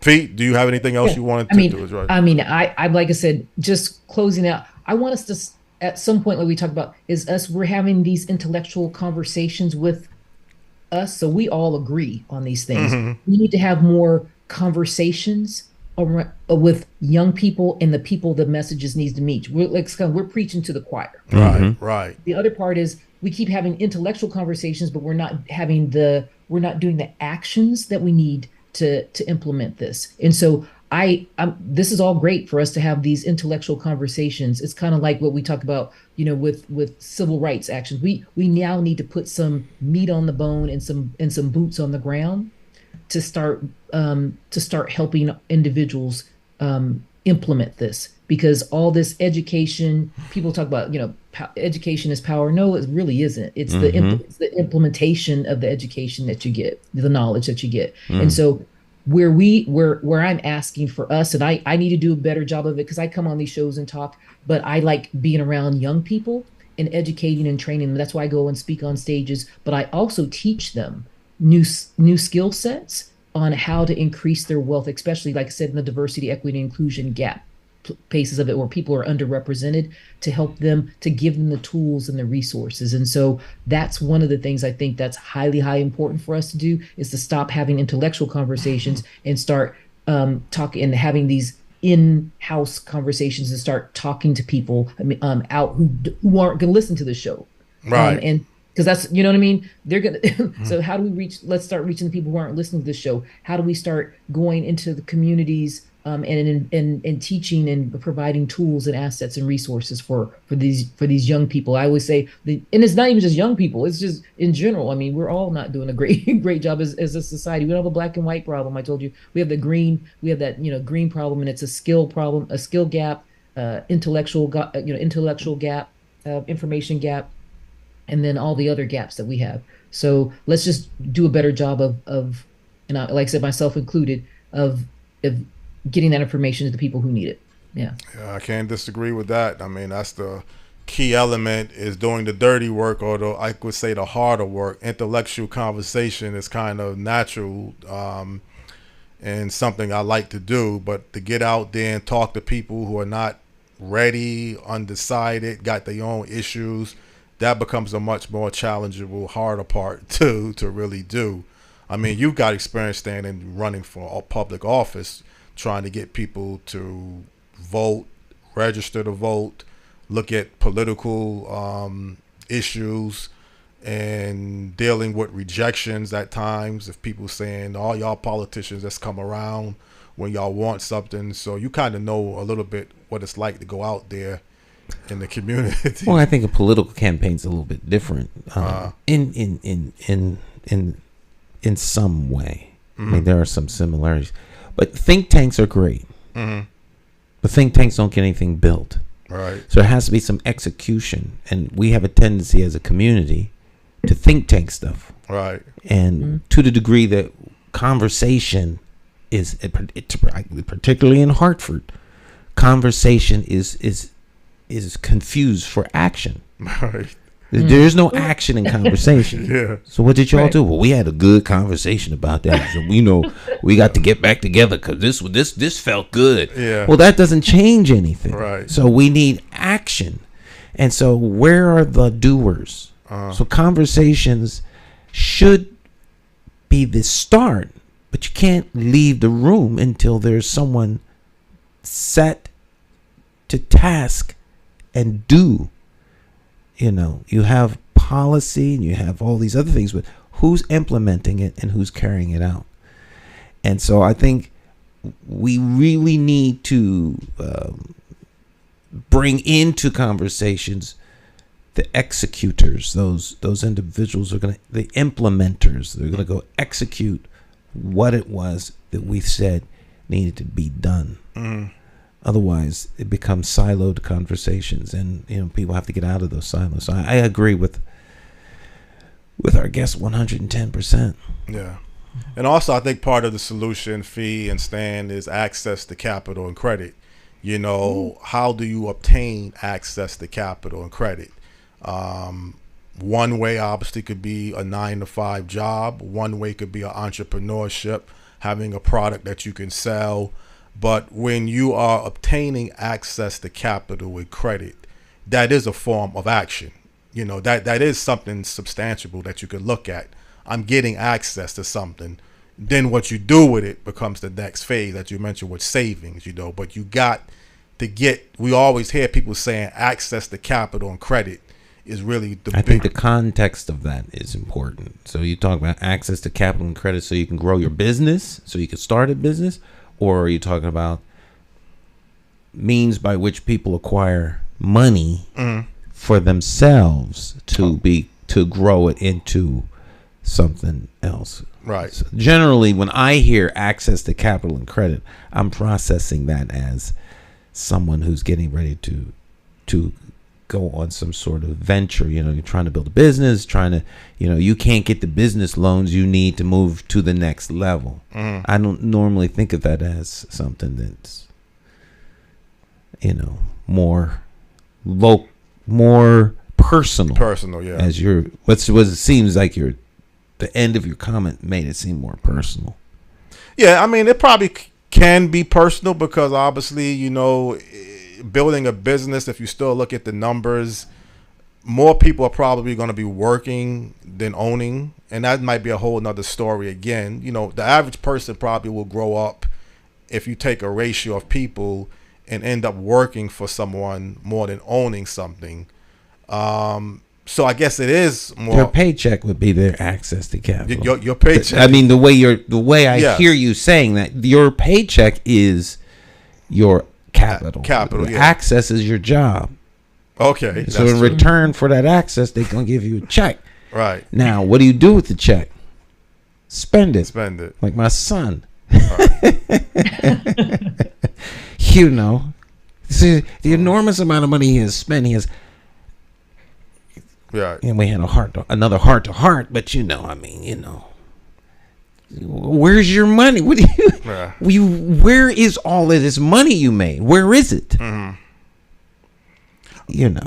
But Fee, one last thing again about the access to capital and credit. Do you see the job market, the job structure, as the better way to prepare young people, or is there some other better ways that you think people could be geared towards development, towards access to capital and credit, and developing yourself?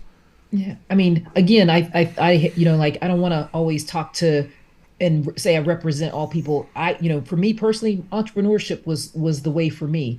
And entrepreneurship is that's just a mechanism, right? It's the access to capital is, having great credit scores, understanding it, and again, this is a whole nother show. It was about access to capital. Like I talked about, 96% of entrepreneurs are self-funded, 96% of new businesses are there, but I think it was like over 90 something percent of women, Black women, are self-funded.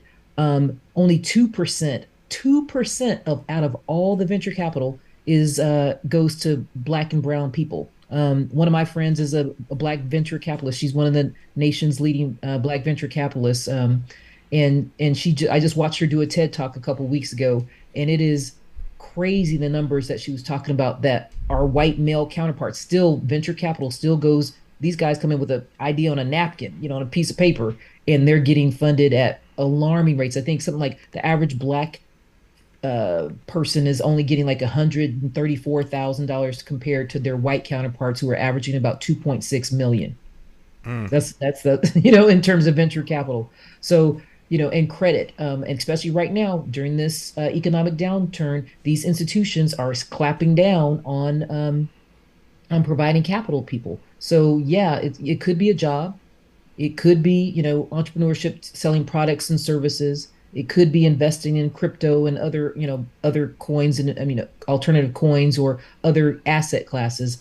It just depends, right? It depends on where your skill sets are, what your interests are, what you'll pay attention to, and what you'll do consistently to get access to that capital. Right.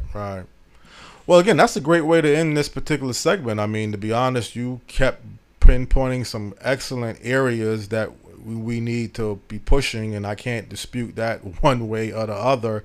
And it was definitely a pleasure. This is kind of the first, I believe, wealth management type of show we've done, at least that I could think of. And I always was trying to plan a particular show like this. And it just happens that, you was available this morning. You was originally planning to be on November the 7th, but a schedule with the guest that was designed to be on today just changed everything around. So I definitely appreciate your availability and your willingness to participate in this particular show.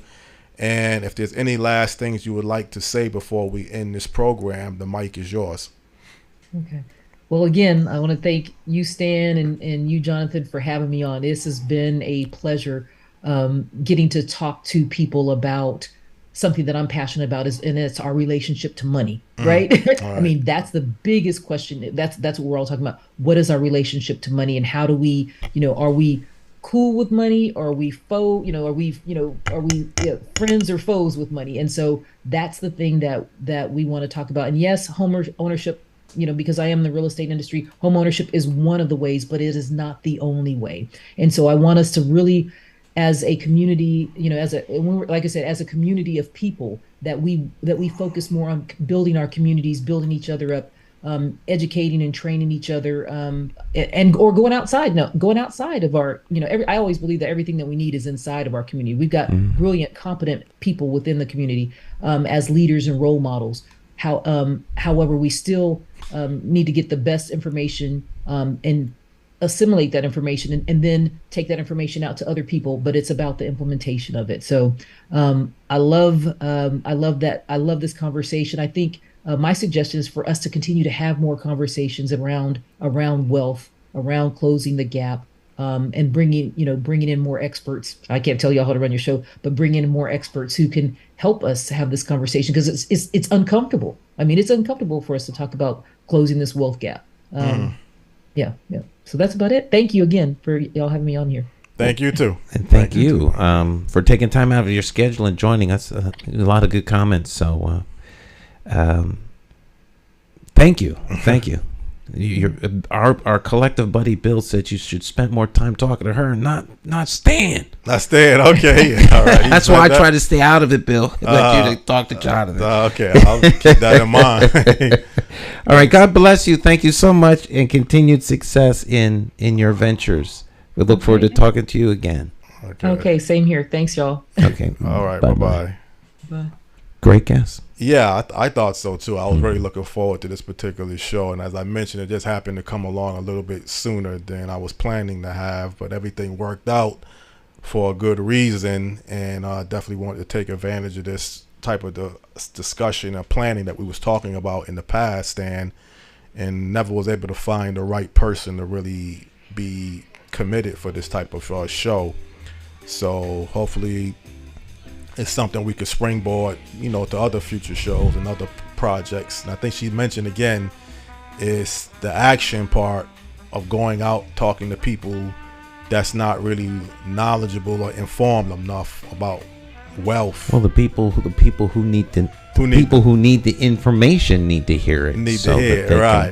They can make the change. Let's take a break. We'll be right back. Stick and stay. It's Morning Talk.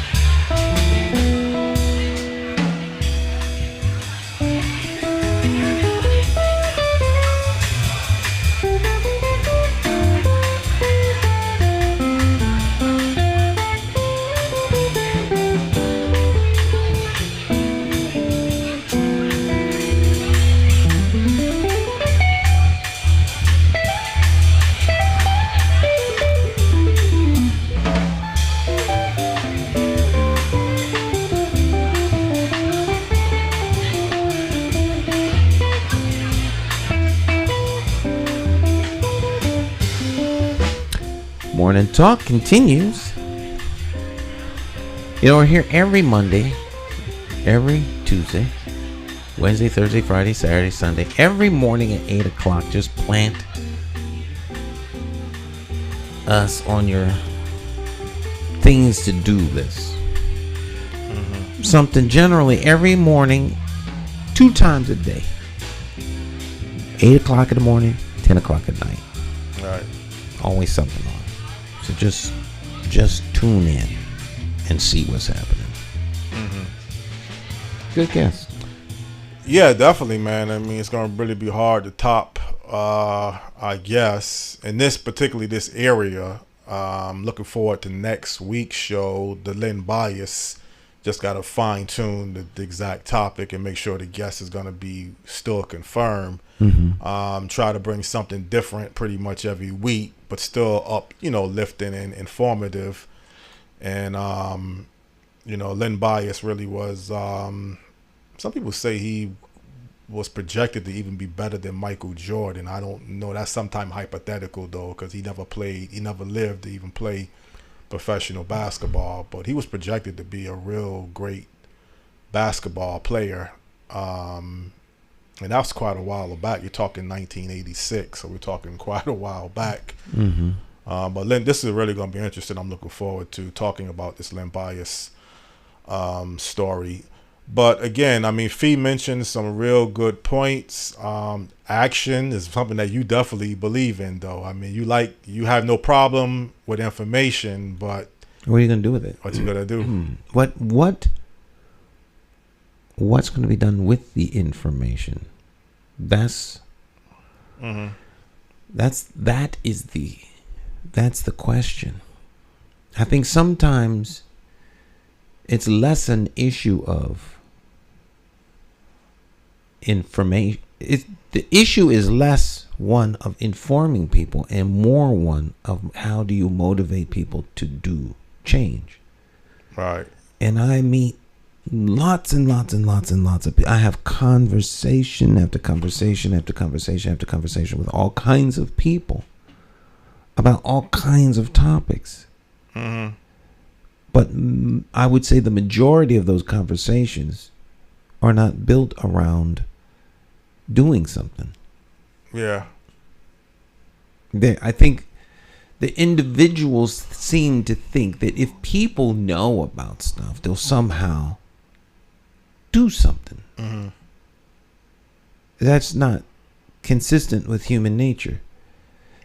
Because it seems to me that the people who actually want to do something, they don't need to hear from you. Right. They're going to find out what needs to be. They're going to go get the information so that they can get it done. Mm-hmm.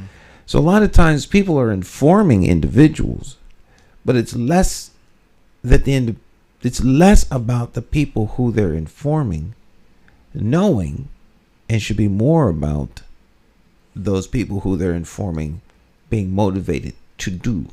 Right. So, but see, I think Stan, it's kind of where people are at.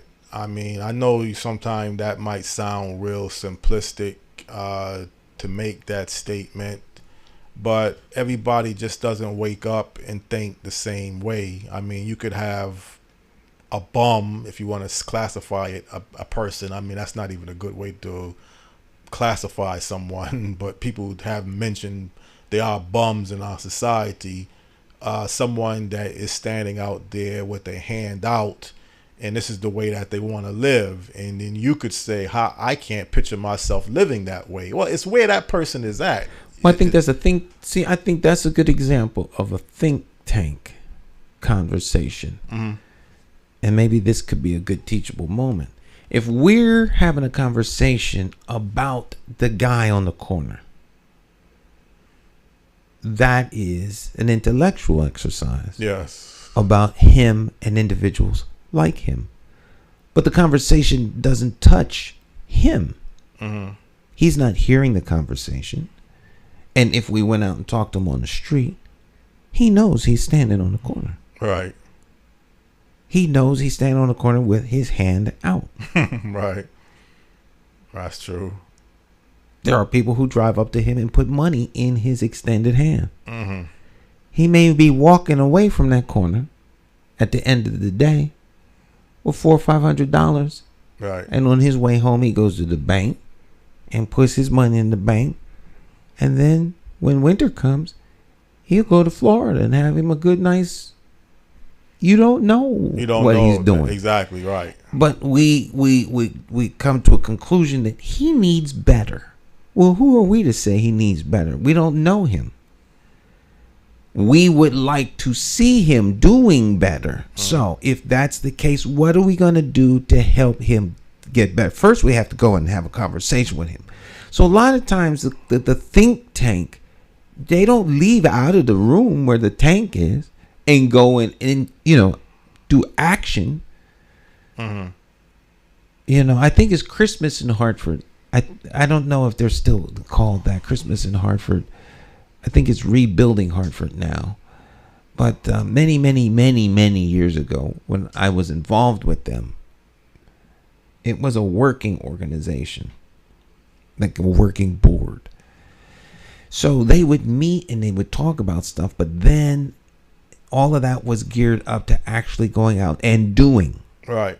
So you worked on somebody's porch, or you redid their roof, or you did the siding, or some brickwork, or their walkway. It went from who needs help, who do we have to implement the help, and then going out and doing it. Mm-hmm. Seeing a list of people who we could help and those that we couldn't help. So there was the same group that was talking about the change that needed to be done wound up assisting in getting it done, bringing others to getting it done. I think we have too many conversations where we don't get anything done. Mm-hmm. We just talk about what needs to be done. And so if we're talking about individuals need to come into a better mindset or a better place or a better understanding, the people that need to hear the conversation aren't. Yeah. So what are we doing with the information? Who's going to implement this? Who's going to implement it? I'm not quite there yet, but I'm almost there for entertaining conversation about fixes that the person talking about don't participate in. Okay. So if you're talking about what's going on at the Board of Ed, don't talk to me about what's going on at the board until I see you at a meeting. Right. After I see you at a meeting, then we can have a conversation. Mm-hmm. But I'll talk to people about what's going on in the schools, and they never go to a board meeting. Yeah. And if they went to a board meeting and said what they're saying, major changes could come about. Yeah. But they don't go. So I think lots of times people find comfort and solace in having a talk with somebody, almost like therapy. So they want to talk about it. They don't really want to go out and make a change. And until that happens, change don't happen. Well, it's just simple or basic reality, Stan. It's easier to just pick up a telephone and have a conversation than it is to go out there and do something. If you have to work, it's one thing to talk on the phone about the job. It's another thing to go put 8 or 10 hours on the job. So activism is more like a form of work. If you have to go out there and do the leg work, confront people where they're at, uncomfortable circumstances, that's a lot different and a lot more challenging at times for some people. If you're not really serious about it, if you're really serious and committed towards something, then it's not a big deal. But if that's not where you're at or something that you really care for, then it will be easier to pick up a phone and talk about something than it would be to go out there and be involved with it directly. So again, everybody is not going to be interested in getting involved. I mean, everyone doesn't really want change. Right. People want to talk about it. I think people want change probably on their personal. Most people want change for their personal circumstances, but as the community, I don't know if you're right. Everybody probably doesn't really want changes in their community. But if you ask anybody if your lights get turned off, do you want to get your lights turned back on? They'll say yes. You know, what's the best way to get my lights back turned on? I don't have any power. You need to go pay your bill. Pay your bill. Okay. That's the only way the lights can come back on. So right. Now comes, how do I get around the fact that I owe them money? Are they going to give me a break? Give me a payment plan? Can I borrow the money from friends and family? You know, what do I got to do? Because that's the only way you're going to get your power back on. So here is a problem. And then the solution, as simple as it is, it may be difficult to come up with the simple solution, which is money. But they set out to alleviate that problem. But I'm saying that because that situation affects you directly. Mm-hmm. You know, your lights got turned off. You got some issues in your own household or your own family. So you're willing now to go out there, join any means necessary to figure out to get your personal situation corrected. Dealing with the situations in the community that doesn't really directly affect you, you don't really see it as that something as an importance for you to have to really do. It could be many different things. I mean, you know, you work as the president of the African American Alliance. You know, I don't know really what y'all do physically. I know you say y'all have meetings. Well, we do lots of things, and I'm just the president. Right. I have no problem saying publicly what I told them. I'm not doing nothing. I'm not staff. Right. I'll do my job as the role of the president, but I'm not staff. Mm-hmm. I'm not going to go out and do all the work. Yeah. Everyone in the alliance does work. Mm-hmm. All the committees, our committee chairs do a lot of work. Right. They do lots of work. They do a lot of research and information, and they make the organization function. Mm-hmm. So I do the job that the president is supposed to do. Mm-hmm. If you want to shoot someone, shoot me. Okay. That's my job, to be shot.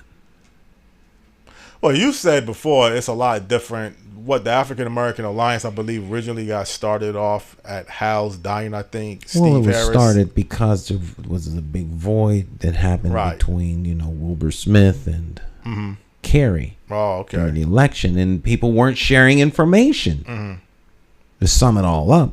So the community was divided. There can't be this divide in the community. We had to, at the very least, share information with one another, have the critical conversations with one another. that doesn't mean we have to all agree, but we should be at least in a space where people can have conversation and the information is shared weekly so that the community knows what's going on and there's a place where people can come.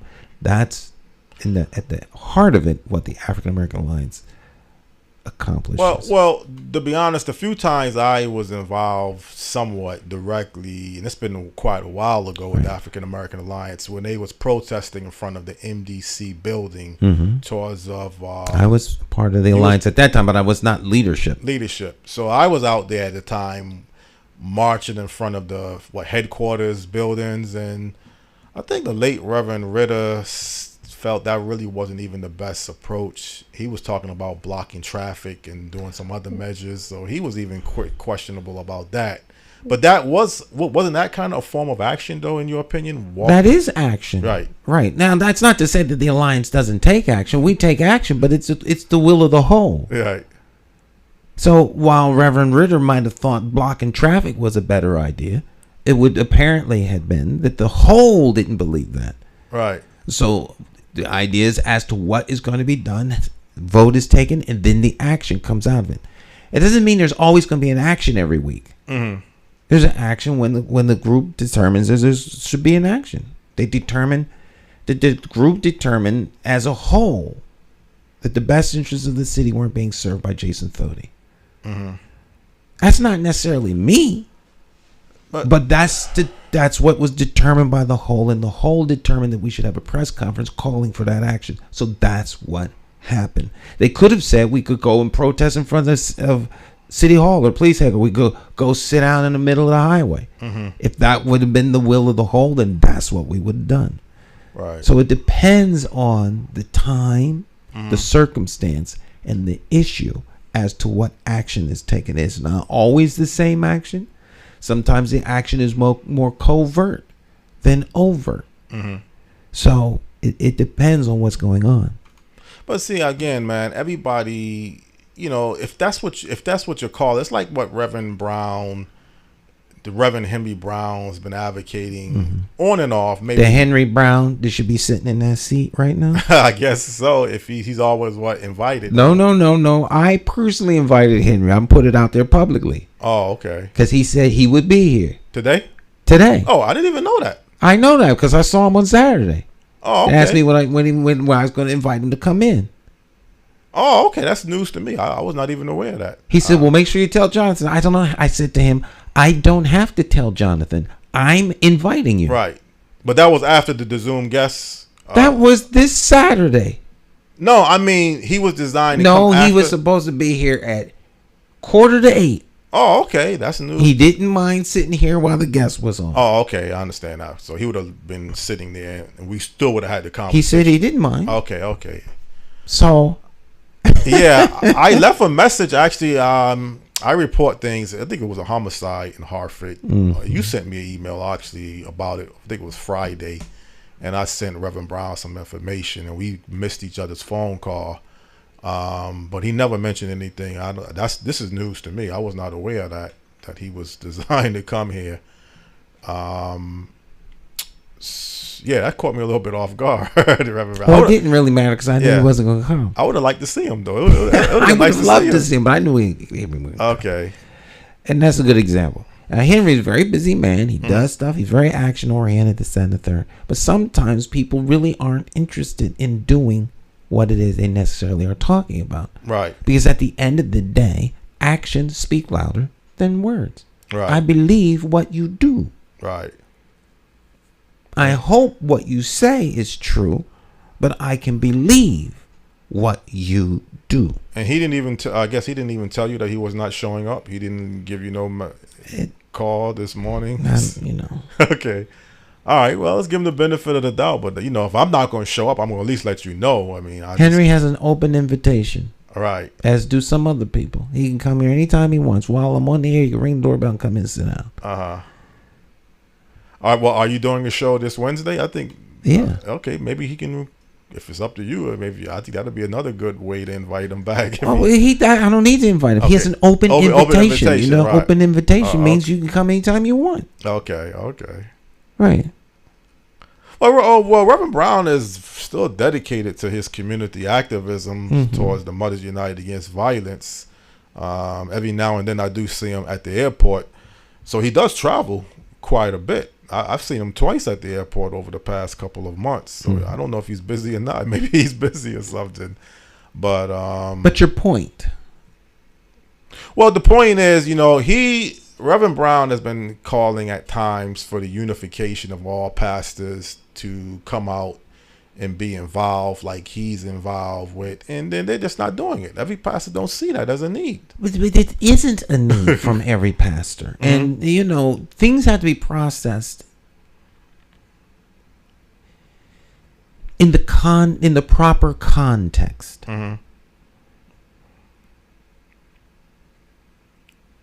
It's important to him that all churches be involved. But it's not important to all churches that they be involved. So it becomes another one of those issues where because you think a thing doesn't mean everyone else does. And nor does it mean that everyone is required or obligated to buy into what you think. Even if your thinking is in their interest. You cannot think for other people. But the question is, would it have a better impact in the greater Hartford community if the churches was unified and out in the forefront together and people saw them working together towards a common agenda? Would that have a bigger impact or better impact? Do you think it would have a better impact? I think it would. I think it would definitely have to have a better impact. I think if people if people are willing to work with. So then what way, and I am on the mindset that your desire alone is all the desire that is necessary. The desire of the individual, the questions of the individual, the accountability that the individual wants is just as legitimate as 100 people. So you don't have to have 100 people to move an issue. That's true. You only need the one. Right. So, having said that, you believe that the churches, if they were on the same page, would have a better impact. All right, so why do you believe that? Well, if the churches are working towards something that is beneficial, it's not just having them work together for the sake of it. We don't need to say just having people seeing pastors walking down the street together. It's like, what are you trying to develop? Are you trying to get something in your What community? would you have them develop?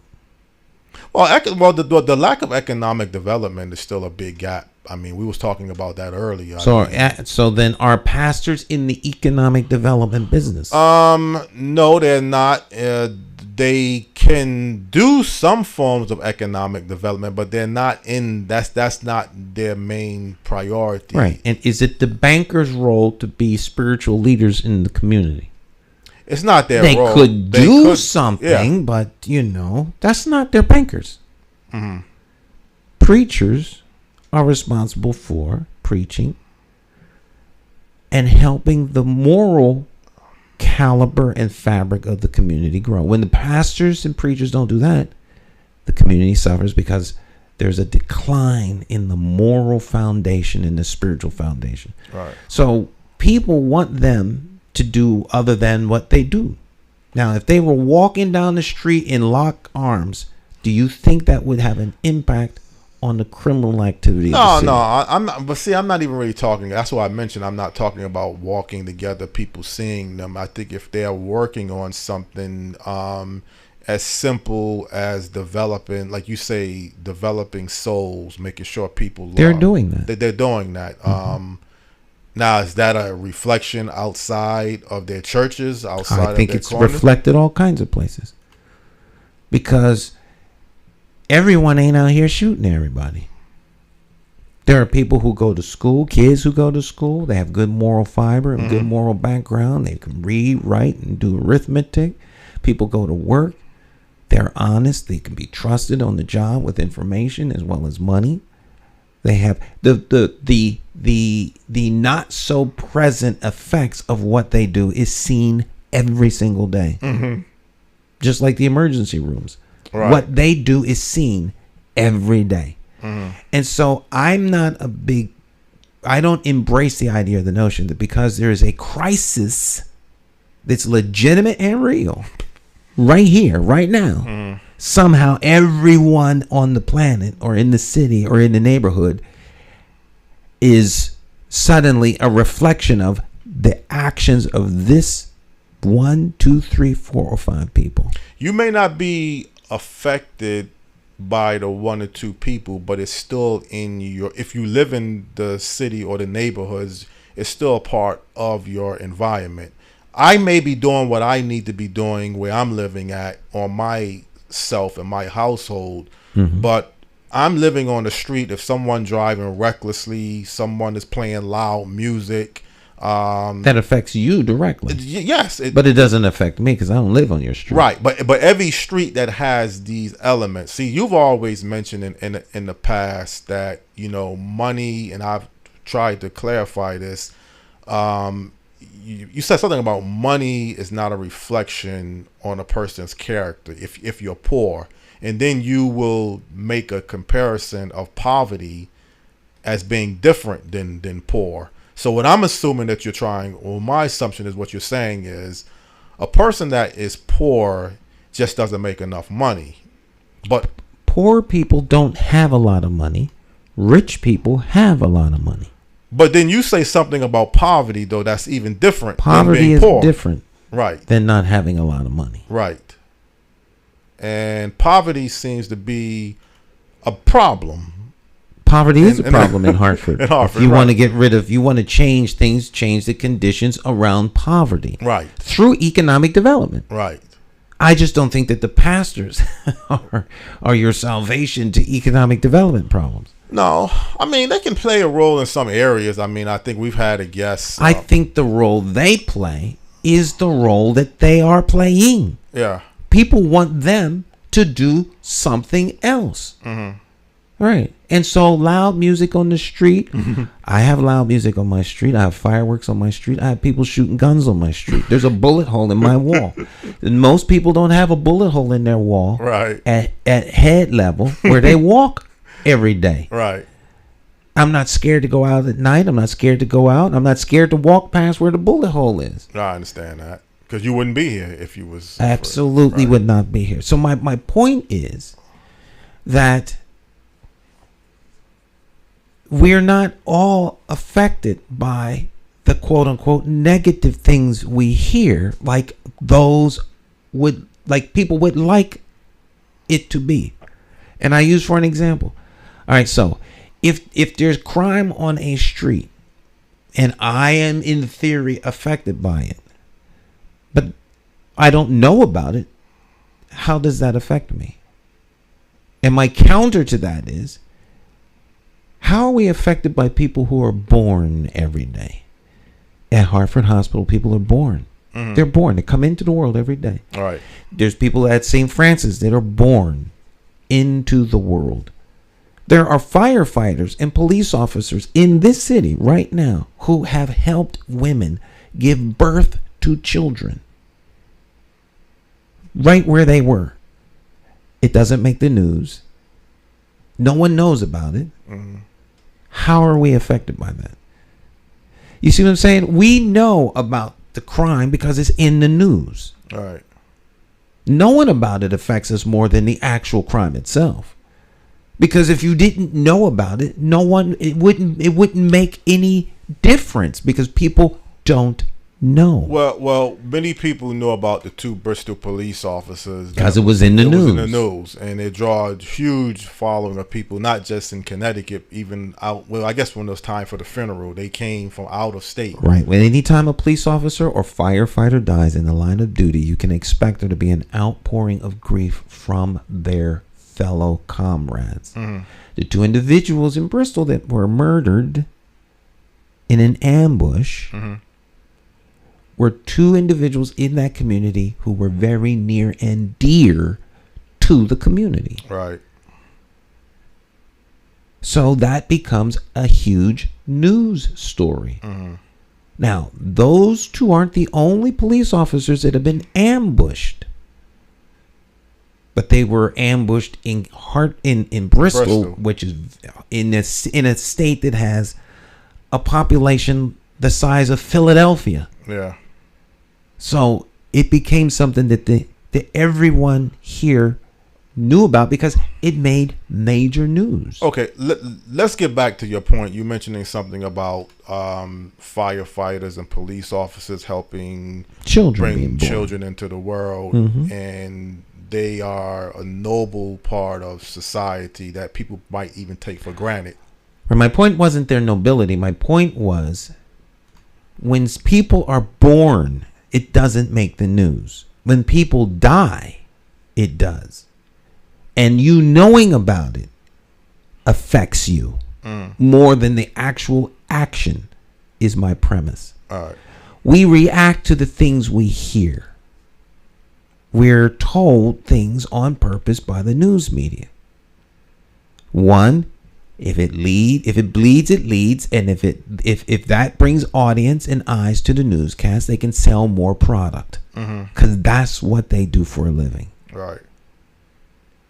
So they're looking for the hot story because the hot story brings people to the broadcast. And they make their money selling goods and services for people. That's how they make their money. Right. So they don't report babies being born. They don't report kids that graduate at the top of their class. They don't report that kind of stuff because people won't watch the newscast. Right. Well, you can even look at even our network. I mean, what we're doing through your leadership and Nyesha's leadership, it's not designed to draw millions of people. Now, we're putting something different on as a weekly product. You'll see the numbers go up in the millions if you put the right product on. So what the news media, I'm just saying that as one example, what the news outlets, I guess, only have a certain amount of time. You have a 30-minute or an hour, 2 hours. So you got a certain minute of a segment that you got to put. If you put every story on, you don't have enough time, I would assume. You have enough time to put good news on. To put good news on, yeah. You have just as much time to put good news on as you do bad news. Right. But someone sits in a room and makes a decision as to what's going to be the lead story. Well, that's a business decision, and that's really about business, isn't it? If you're trying to get people to watch the news, I mean, that's a business. It is a business decision. Okay. You're trying to get people to watch the news so they can sell advertising. Right. So that's all business. I mean, it's a stone cold business. Right.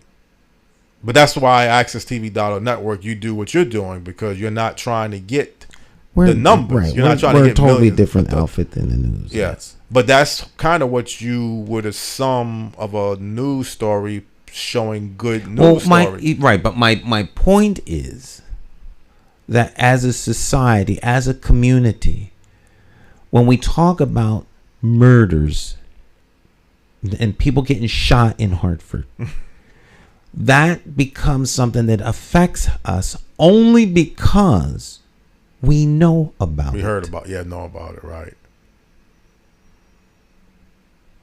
That's all. I'm not trying to be cold-blooded and heartless, but if they didn't report on it or you didn't hear about it in the news, it didn't it didn't somehow come roll up on your porch.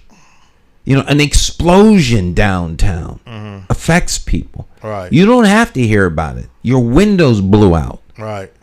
The floodwaters from the Connecticut River overflowed a dike. Dike broke. Pumps stopped working.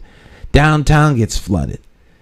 You feel the water outside your door. You didn't need to hear the news tell you that it was there. You were affected by it. So I'm saying, are we affected by the news of the event? Or are we affected by the event? We're more affected by the news of the event today. Exactly. But it used to be a time the people were affected by the event. If someone got killed, that people knew, it would be something very concernable for the people. Like what happened in Bristol. No, but even what happened to this man on Wethersfield Avenue, there was a time in Hartford that if someone got killed like that, it would draw more of an attention for the people.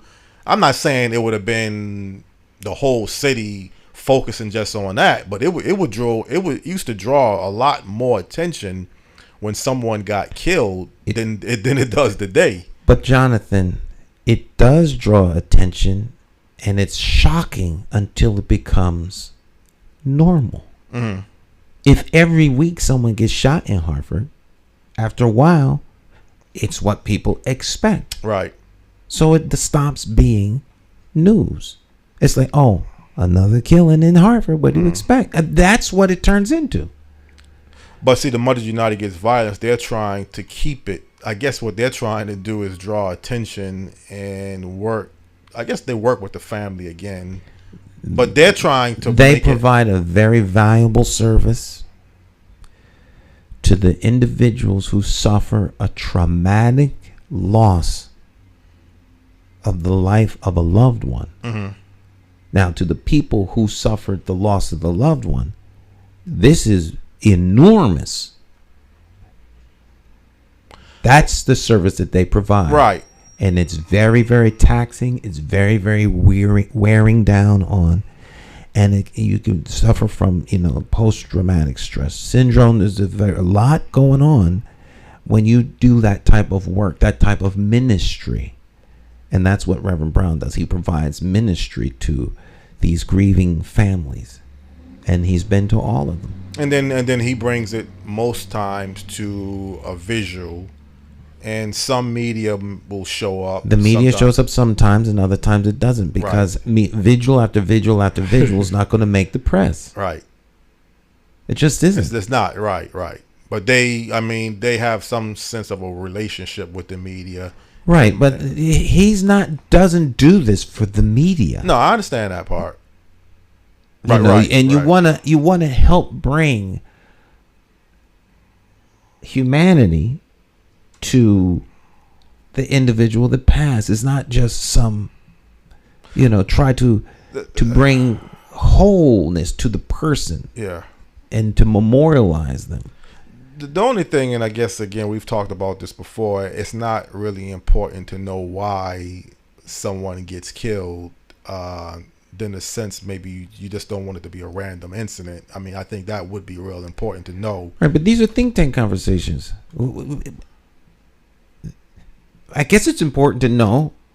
Yeah, well, you don't want a serial killer. I mean, if someone is out killing people, and you need to know. Do you need to know, Jonathan? Well, I don't want a serial killer. I'm saying if someone is killing nobody wants a serial killer. And I can guarantee you, if there's a serial killer going on in Hartford, the Hartford Police Department will be doing something. We'll be doing something. Exactly. You're right. It's not like these guys are sitting around just being mean to black people. Yeah. Right. They actually do work. They were. Yeah. Besmirch the whole department because there's a few bad apples. I mean, it's just not how the real world operates. So why do it's a legitimate to want to know. Yeah. And people have means by which they can go and find out. They could actually go ask the people involved. Mm-hmm. I think if you called up Hartford Police Department and asked to speak to somebody who does the interfaces with the public, they will give you as much information as they have available. And if you're not satisfied with that level of information, you start working your way up the food chain. They'll answer you just like they answer reporters. Right.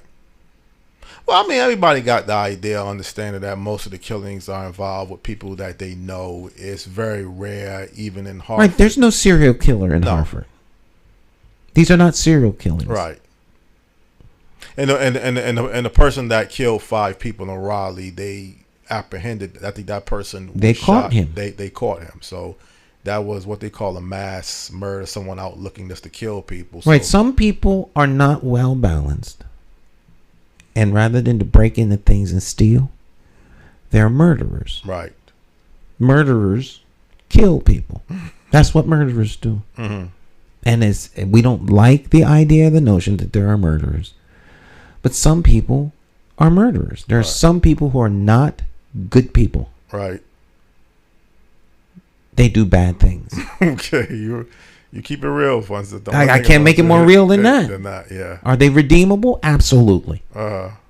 But while they're out there in their unredeemed state, they're killing people. Mm-hmm. And they need to be apprehended and brought to justice. Mm-hmm. Period. I guess your point is people really don't need to know the bad. I'm not trying to speak for you, but I'm kind of getting the impression that it's not really important to know the crime that's taking place in the city? Is that kind of what you're saying? We don't really need to know that? I think the data needs to be available for those who want to know. Mm-hmm. I think data needs to be available to those who want to know. And I say this all the time in meetings. Does the public need to know, or do you want to know? Right. If you want to know, that's legitimate. Go ask. Okay. I do not believe it is the responsibility of government and any other entity to make available information ad nauseum simply because someone might want to know. I'm very public with that. Mm-hmm.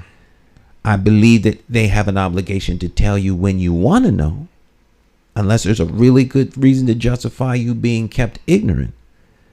Once they tell you no, now you have a problem. But because it's not readily available where you can go look it up online, I don't think that's problematic.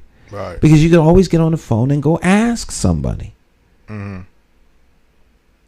That's just me. If I want to know something, I call up people and ask them. But see, the thing is, if I'm really a committed, serious person about my community, I would want my community, I would want to know, and I guess I can speak for me, what's taking place in my community. And you can. You can, right. You're not the community. I'm not the community. I make up the community as one individual. There you go. Right. There you go. And I tell this to people all the time who speak for the community. Well, the community, you're not the community, you're you. But I think, for me personally, I would like to be around like-bodied people who have similarities in how I view things too. Mm-hmm. If I don't want to live in a crime-infested, if I take certain things as a priority, I don't want to live around loud noise, reckless activity. You need to move. You need to move, but you want to move to a community where people have those similar beliefs. Yeah, I know they're out there. I'm saying that. Mm-hmm. But we do need to understand there are people, I guess you can say, left behind. I mean, sometimes we hear that theory come up. You're going to have people that's going to be left behind. I don't know that I would call them left behind. There are people who may want to move out of a community but can't afford to. Right. So, now, in my community where I live, in the summertime, mm-hmm. my neighbors across the street play music very loud. Okay. I love it. Yeah. It is what makes my neighborhood my neighborhood. Right. And there's people having barbecue, and you can smell that in the air. And it's alive. There's, especially in the summertime, and the music is playing, and it's a rich culture. It's really, I enjoy it. I stay here. So if I didn't like that, I would move. Yeah. I wouldn't I guess there's reason, but the music here will go late. Well, the music is just one part of that. Hartford, most of Hartford is an urban city. So urban cities have a different element than a suburban community in most cases. You don't want people playing loud music after a certain amount of time, and you can go and talk to your neighbor about it. Mm-hmm. We're in an urban city, that's kind of almost the norm. I mean, loud music and everything, and not in every neighborhood. Not in every neighborhood, but in some of your urban sectors, you're gonna get that element of people out. That's the vibe. That's the vibe. It's only when it becomes illegal, annoying, and annoying, then that's when it's really a major problem. And you go talk to your neighbor, and your neighbor says, "Bump you." He turns the music up even louder. Yeah. This is when you're gonna have a neighbor war. Now you could go call the police. The police can come by, knock on the door, say, "Yo, man, your neighbors downstairs want you to turn the music down and say that you yelling up here and jumping on the floor. Could you bring it down? It's 1:00 in the morning." Mm-hmm. All right. They say, "I'm sorry, officer. I didn't realize it was so late." Then they leave, and then the next night, the neighbors jumping up and down and slamming on the floor, dropping bricks, and playing music real loud. Right. Well, and keeping that that activity going. Right. Well, I think you look at the glass. I don't know if it's a look at the glass half full or just a positive outlook. You like to look at the city and the community more than the glass half empty or the negative elements of your community. And again, you mentioned the difference between poor and poverty that exists. There's poor people. The only problem I have, Stan, when you mix poor and poverty in a small 18 square mile radius city, you're living on a street as a working poor person, doing the best you can underneath your circumstances. And you said, again, Stan, the criminals got to live someplace. So what is it really saying for me to be working and I'm living on a street when you have a few houses down an open air drug market and other vices? I mean, so what is that saying for my standard? That because you say the characteristics of a poor person is not the problem. They just don't make enough money. But after a while, unless I'm able to get out of this situation, but until I'm able to get out of this situation, I'm working hard, coming home every day, and I may not want to be exposed to certain elements. But the criminals, as you say, got to live someplace. They can't live in gated communities, most of them. Some criminals live in gated communities. Some communities, yeah. Okay. Some gated communities is filled with criminals. It's filled, right. Don't make no mistake about it. Okay. It's not like because they live in a gated, they're just a higher level, a higher level of criminal. The higher end level. Right. They may not be selling drugs on the corner, but they may be making sure they're shipped in so that they could be sold on the corner. Let's not get that mixed up. Right. If you don't want to live in a community where down the street there's an open air drug market, you have, as an American citizen, the capacity to move.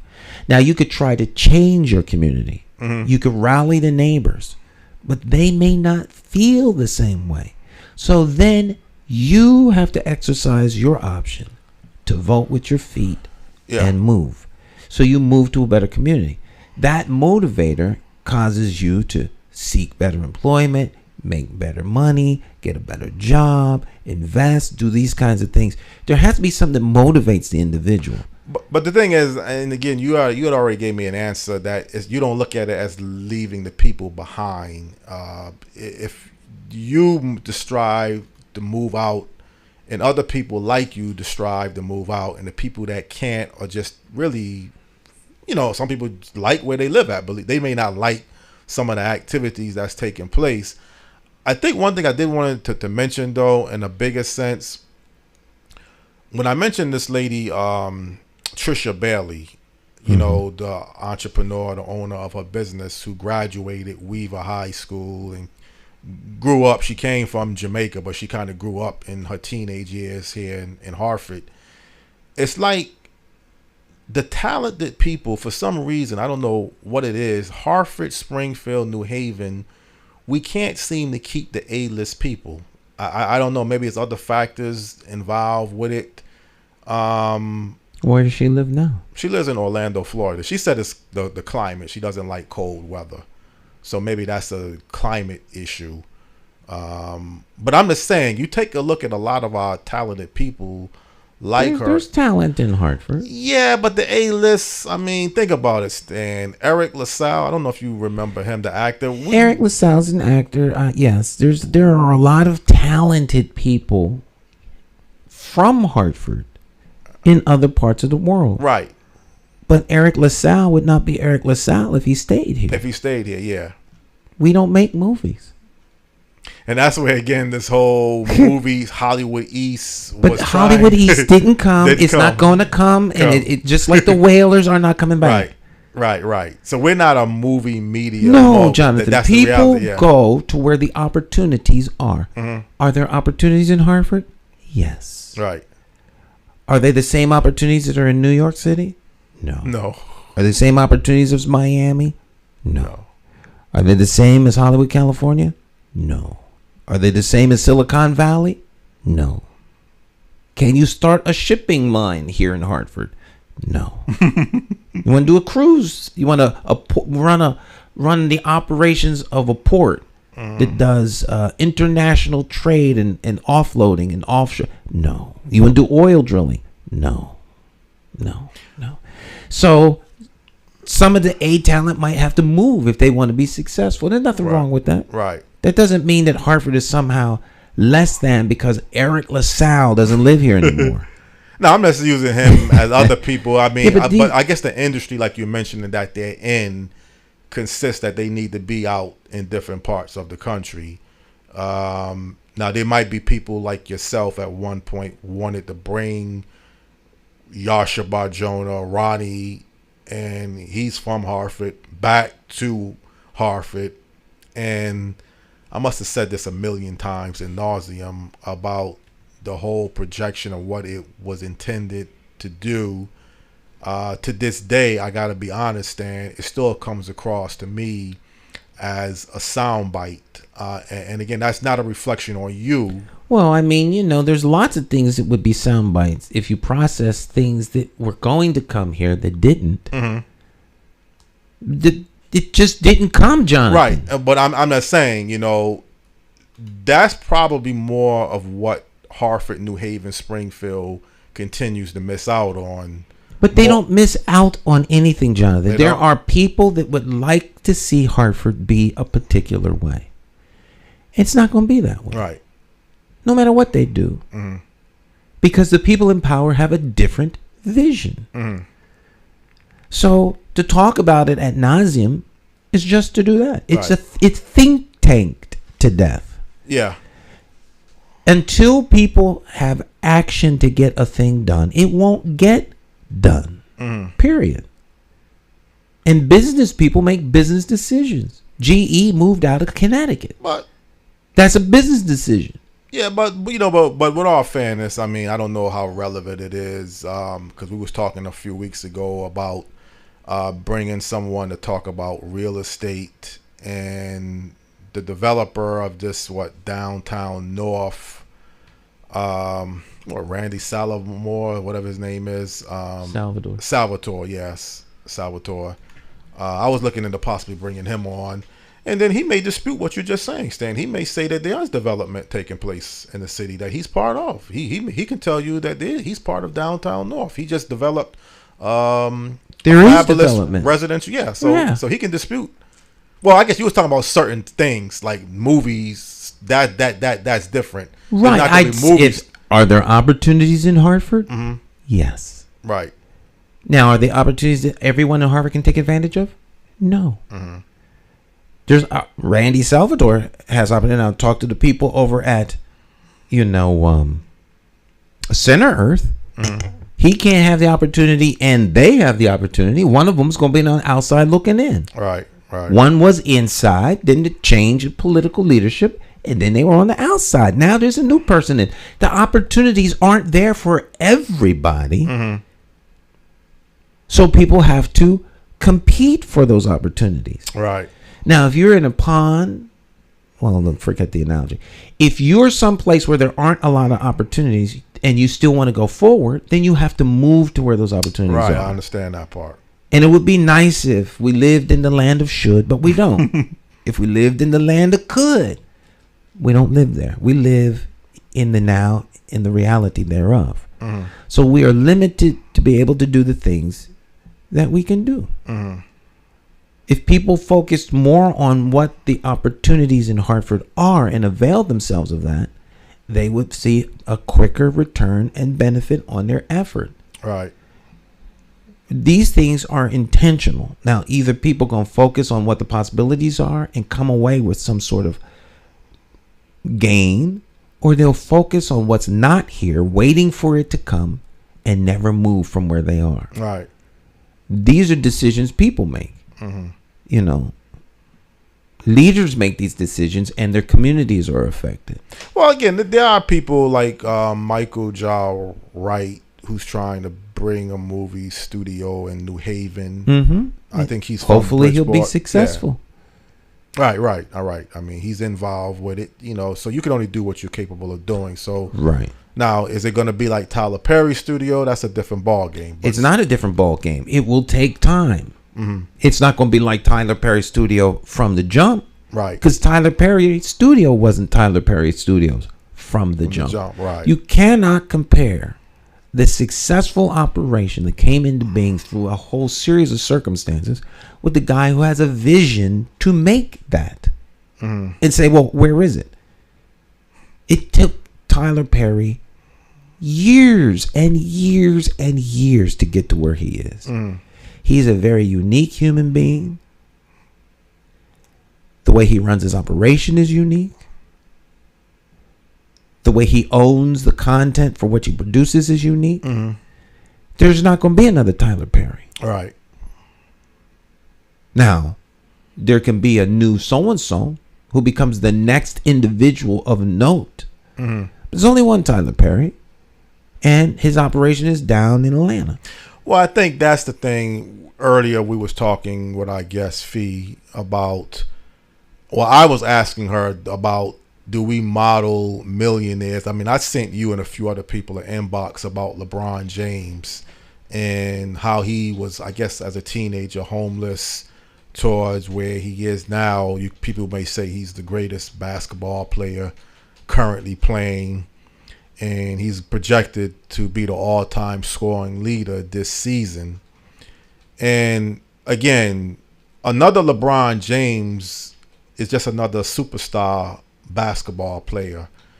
The people that are doing things every day that's not going to get the spotlight like a LeBron James. And again, you've mentioned and other people mentioned you can live a very good life, reaching your best potential. You don't have to be an entertainer or an athlete. Your firefighters, your police officers, your everyday business people live a very good, satisfactionable life.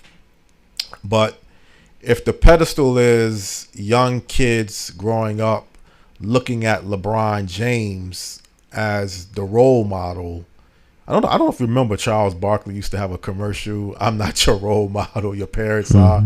So he's having an influence, though. His sneaker line that comes out, between him and Michael Jordan, every person wants to have their sneaker that's an Air Jordan. They're $200. Every person that is into sneakers. Sneakers, right. And appreciates his style and brand want those. Because everyone doesn't want Jordan sneakers. So other people want whole nother brand. Oh, you're right. So who's into that? Right. You may think that way. Right. But that don't mean everyone else does. And I've only bought one Air Jordan a long time ago. It wasn't even the top of the line one. And it didn't even feel all that to me, believe it or not. Yeah. I actually went and put my hands on and my foot in Air Jordan. They was as blue as this shirt. They're on Pratt Street, and if they're there when I go back, I'm gonna buy them. Okay. But it's a sneakerhead place on Pratt Street. All right. And the sneakers aren't really, you're not really buying them. You're not really supposed to be wearing the sneakers. I think of them more like stamps. Like a collection, But I want to wear them. The Air Jordan. Okay. I want to wear them around because I like them as a sneaker. Right. But I had to ask myself, do I really need a pair of sneakers that cost this much? Yes. Is that a good way to spend my money? Right. So when I could have bought them, I was that close. I said, well, you know what? I'm going to wait. I'll wait. There's some things that I want to happen first. After that, then I'll go back and get those sneakers. So it must be kind of expensive. I think they're expensive. Yes. I don't know. I can get a pair of sneakers at a Walmart for $19. Yeah. Well, that's not going to be no Air Jordans. No, if they're not Air Jordans, they're not a brand name sneaker, but they sit well on my feet. Yeah. And at the end of the day, what are you spending your money on? And why? And so, if my mindset is to spend my money on things that really I could get for less, then and you add this up over the course of the year, this is where $50,000 evaporates into thin air. Well, you already said how you used to blow money in your 20s, how you were spending money recklessly. So I would buying stuff. Yeah. I had so much furniture in my apartment you could hardly walk. Buying furniture, just buying stuff. Yeah. The thing is, like I'm saying, the influence that LeBron James and Michael Jordan have on our society, it's just like, it's unbelievable how many kids would like to emulate them. And as we talked before, at some point they're going to become realistic to realize that you're not going to be an NBA superstar. But you could be, and You're not going to be an NBA superstar, but in the wonderful world of business,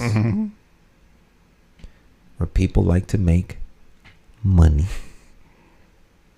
if you can't be me, you could be like me. Be like me, yeah. So if you get these special shoes, you may not be able to jump, but you could, in your own mind, feel like you're jumping like I jump.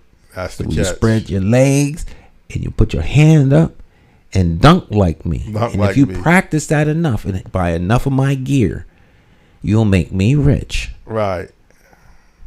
That's what the So we're going to transfer your wealth to my bank account. Mm-hmm. And that's what superstardom can accomplish. And then they become pitchmen for other products like Chevrolet, Sony Records, everything imaginable. Hamburger joints, breakfast cereal. And people will buy the product because it has an endorsement from someone who they like and admire.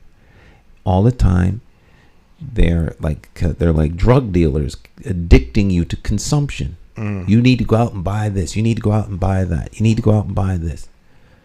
You know. So Steve Harvey's now pitching Publishers Clearinghouse. Yes. I think he's done that before too. I don't think this is the first so time. you know, I would never tell someone to go get no Publishers Clearinghouse. But he's getting paid for it. There you go. That's the key. So that's what you do. You become a commodity. And once you become a commodity, you're only good for the amount of money that you can bring in. And I just think that people, there's better in life than to be a commodity that someone pulls off of a shelf to exploit. It's just it's a different level of exploitation. But the thing is, I don't know if I already asked you this directly, but I did mention this earlier. Do you think it's a good image when you see new billionaires and all of these multimillionaires? That what type of impact or influence do you think it's really having when you see a Rihanna, the new Forbes billionaire? You see LeBron James now, Tiger Woods. Do you think this is really a good influence that, you know, this is setting the trend for people to try to aim for? Or do you think it doesn't really make a difference? There's another LeBron, another Tiger Woods. Do you like the era that we're in? I guess what I'm really trying to ask you. Do you like this era that we're in, that you're seeing more black millionaires and people today in general, more millionaires probably than ever? Or you don't think it makes a difference? I don't think it makes any difference. You know, I guess it's good that she's a new billionaire. Oops, what am I doing here? I guess it's good that she's a new billionaire, but that doesn't help me. Right. But I mean, what impact does it even have on society? I mean, not even just you. I don't know that it has any impact on society because I didn't know that she was a billionaire. All right. That's what I'm saying. You didn't even know. I didn't know. I didn't know, and it doesn't matter to me. I'm happy for her. Right. I don't have any hate for her, and I don't have any love for her. She's a human being, and I respect her as a human being. Right. But her being a billionaire or a millionaire, it doesn't affect me at all. So billionaires and millionaires, really, as I said before last week, and I'll say it again, if Oprah Winfrey made another $2.5 billion, or if Oprah Winfrey lost her $2.5 or $2.6 billion, it wouldn't even have any impact. I mean, it would have an impact, as I said before, with philanthropy and the things that they do. So I'm not going to say it wouldn't have an impact. But in the big sense of society, it really wouldn't have that much of an impact because what is this really having on you now that they have $2.6 billion? Right. There's people who are billionaires who you just don't know who they are. Yeah. So what impact do they have on you? On you, right. Right. Now, some could say, well, in the grand scheme of things, in the institutionalization of racism, it's that same mindset that causes you to be subjugated and this, that, and the third. At the end of the day, if you don't know about it, it doesn't matter. I mean, I think people allow stuff to have more headspace worrying about how stuff that doesn't really affect them and other people, Right. than it actually does. Well, again, I mean, this businesswoman, Trisha Bailey, who graduated from Weaver High School, I don't know. Do you think if kids knew about it, that they could become owners and develop themselves, even in their circumstances, it would make a difference? Sometimes people saying, this is all that we got here. What do you really expect? And here's a person that came from the same circumstances that you came from. So again, I don't know what impact it could really make if if people know more about her, what she's done. But it's like that old saying, you can't use the word can't anymore. I think that's something that you can say. It can happen, but is it more likely to happen? Are you more likely to be at that level of success? You could say can't. You can still say can't? Right, maybe politically incorrect, but you can say it. We need to stop all this political correctness. Because some things are can't. Well, there was a time before former President Barack Obama, we never had a black president. So would he be an example of the word you can't say can't because he became the... No, those people who said that there will never be a black president, it can't happen, were wrong. Okay.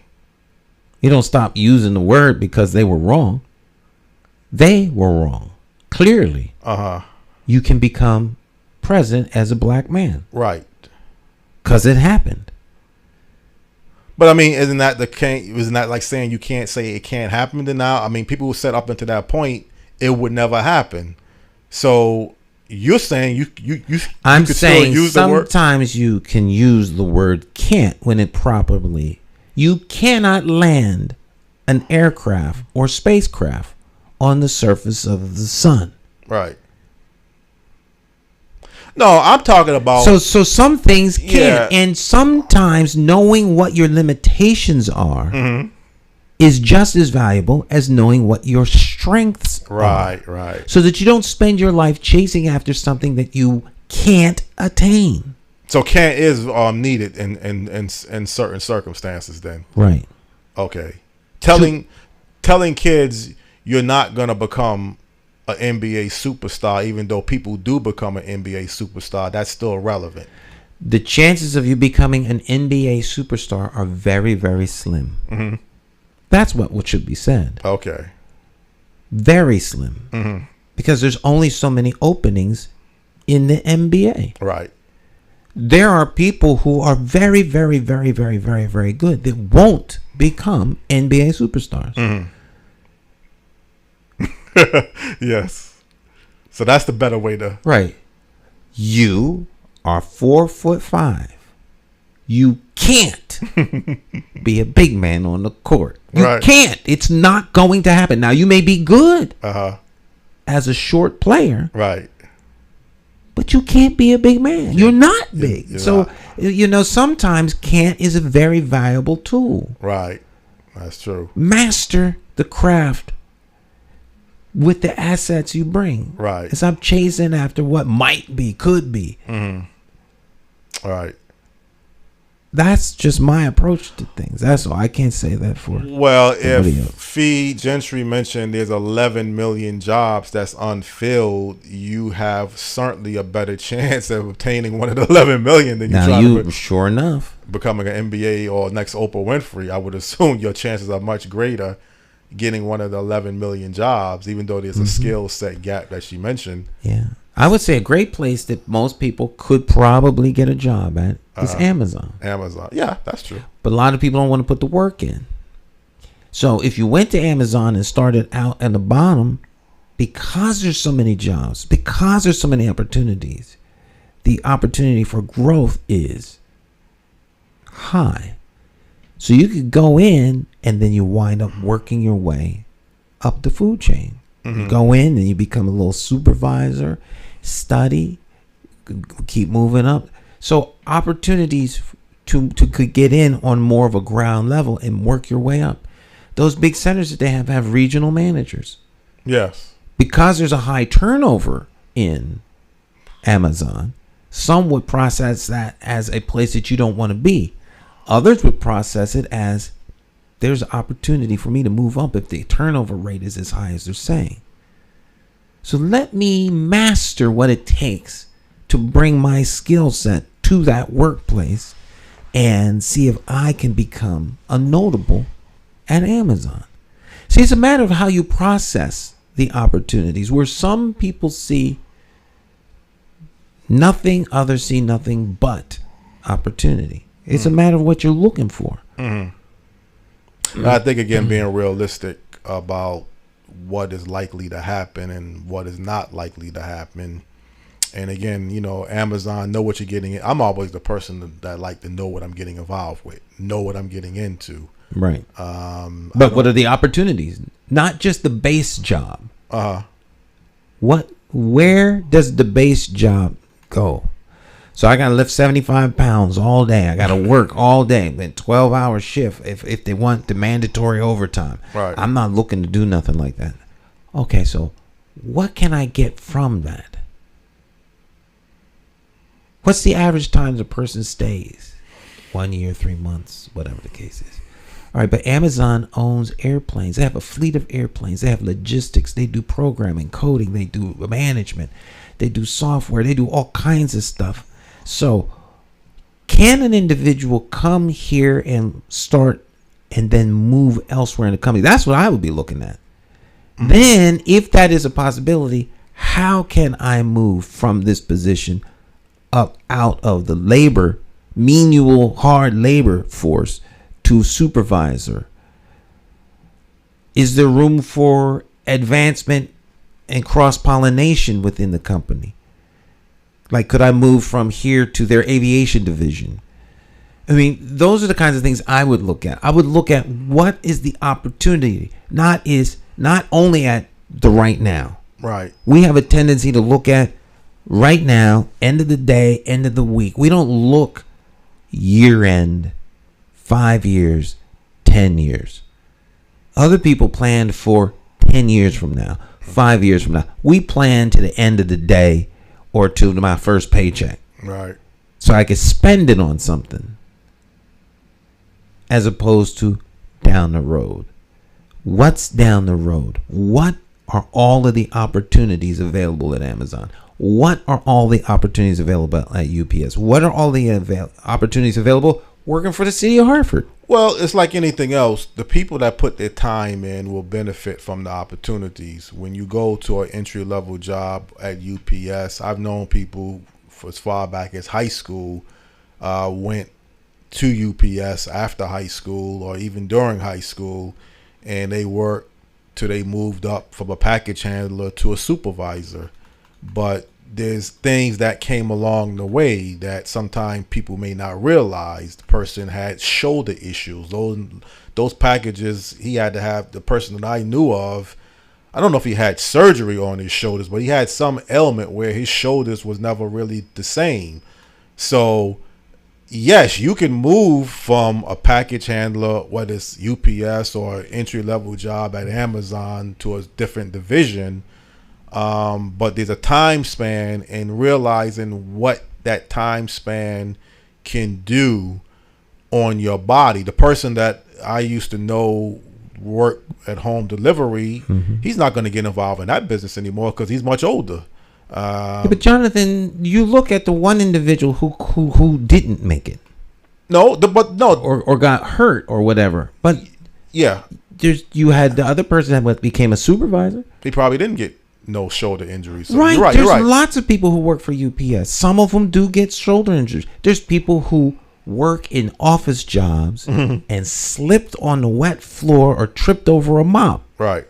Does that mean I should never go work in a corporate sector in the office job because a friend of mine got hurt with a mop because they got sloppy? I mean, you can always find those things. Well, UPS, before you even get hired, they're going to give you an introduction and show you what the type of work that you're going to be doing, and you're going to talk to someone. So they're not going to just throw you into the job without letting you know, because it's a grueling. But Jonathan, some people it's not for everyone. That's the best way to describe. It's not for everybody. It's not for everybody. You know? If you don't want to be in a sweaty truck in the summertime, it's not for you. If you don't mind sweatiness, worn out in a hot truck with no AC, it could be for you. So you're right. Everything is not for every individual. You make it sound like all of the people who bring us all of the products all around the country working for Brown, right? Working for UPS. All they have to look forward to in life is getting into a hot, sweaty truck. Well, no. If you're going to start off as a package handler, see, UPS, I think with their union operation, you just can't move into a driver's position or any. I guess you can go into other areas of office work, but bulk of their hiring and needs is usually a package handler because of the high turnover ratio that they have and the amount of demand that they have. Mm-hmm. So you're going to see more job openings at UPS for a package handler than you're going to see maybe in the office department, because that's the bulk of their work, isn't it, Stan? I don't know. They rely on, I think a delivery company service that deals with packages. That's the bulk of their work. I would assume they need more people.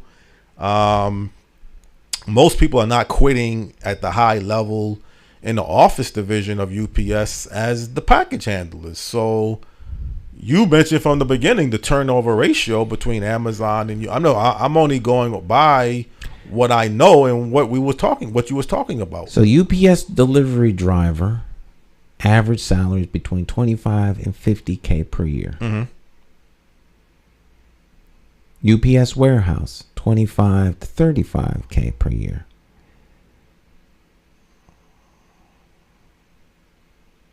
And they're still talking about possibly of going on strike next year with the Teamsters Union and demanding higher wages and benefits. So even with all that, but that's a different area when you get into Teamsters Union.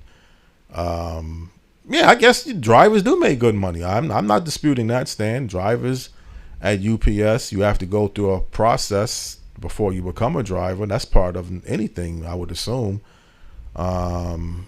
So again, is it for everybody? I mean, that's just the best way to it isn't for everybody, but for some people, it is the job, and they are thankful to have it. Right. Working at Burger King isn't for everybody. Working in the emergency room at the hospital isn't for everybody. Mm-hmm. Taking blood isn't for everybody. Right. Working on teeth isn't for everybody. Mm-hmm. Every job out there, someone does, and we should all be thankful that someone does it. It may not be the job for you. Yeah. It doesn't mean it's a bad job. It's the job that you're not interested in. Mm-hmm. I appreciate air traffic controllers, but I don't think I would like to be one, because it's an extremely stressful job. Mm-hmm. There's a zero tolerance for mistakes. Mm-hmm. And it's not for everyone. It's not for me. I can't say that it's who it's for. I know it's not for me. Right. And I can only say whether it's for anyone else if I'm sitting down having a conversation with them about that particular job that they're looking into. So, I mean, one can find problems with a bowl of Jell-O, but it ain't orange Jell-O. The average number of people that eat Jell-O eat a red Jell-O. I mean, you can do that with anything.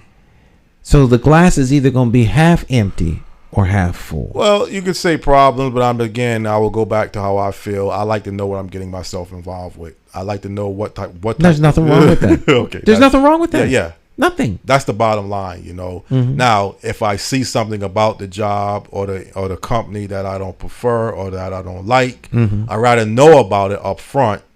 Well, I guess you can't know about everything. No, you absolutely can't know because you don't work there. You don't work there, right? All you can do is go by what other folks say. Mm-hmm.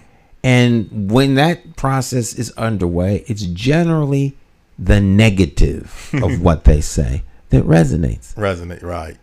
All of the good that everyone will say about the company won't mount a hill of beans, because the negative ones resonate, and that's what people are focusing on.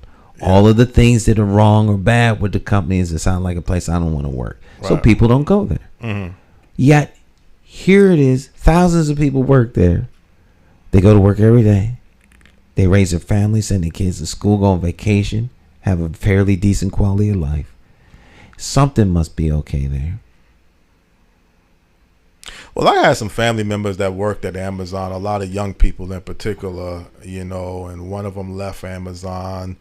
A couple of them stayed and moved on. So you're right. It's up to the individual. I can't say, one person's decision over somebody else's personal decision, why they left the company or why they stayed with the company. Mm-hmm. But at some point, look at the numbers and judge by the Amazon is a huge operation. They have a lot of employees working for them, so they must be doing something right. They have a lot of people. Their founder's one of the wealthiest men in the world off of the company. So a lot of people making a lot of money and living a good quality of life because Amazon exists. Right. A lot of people. A lot.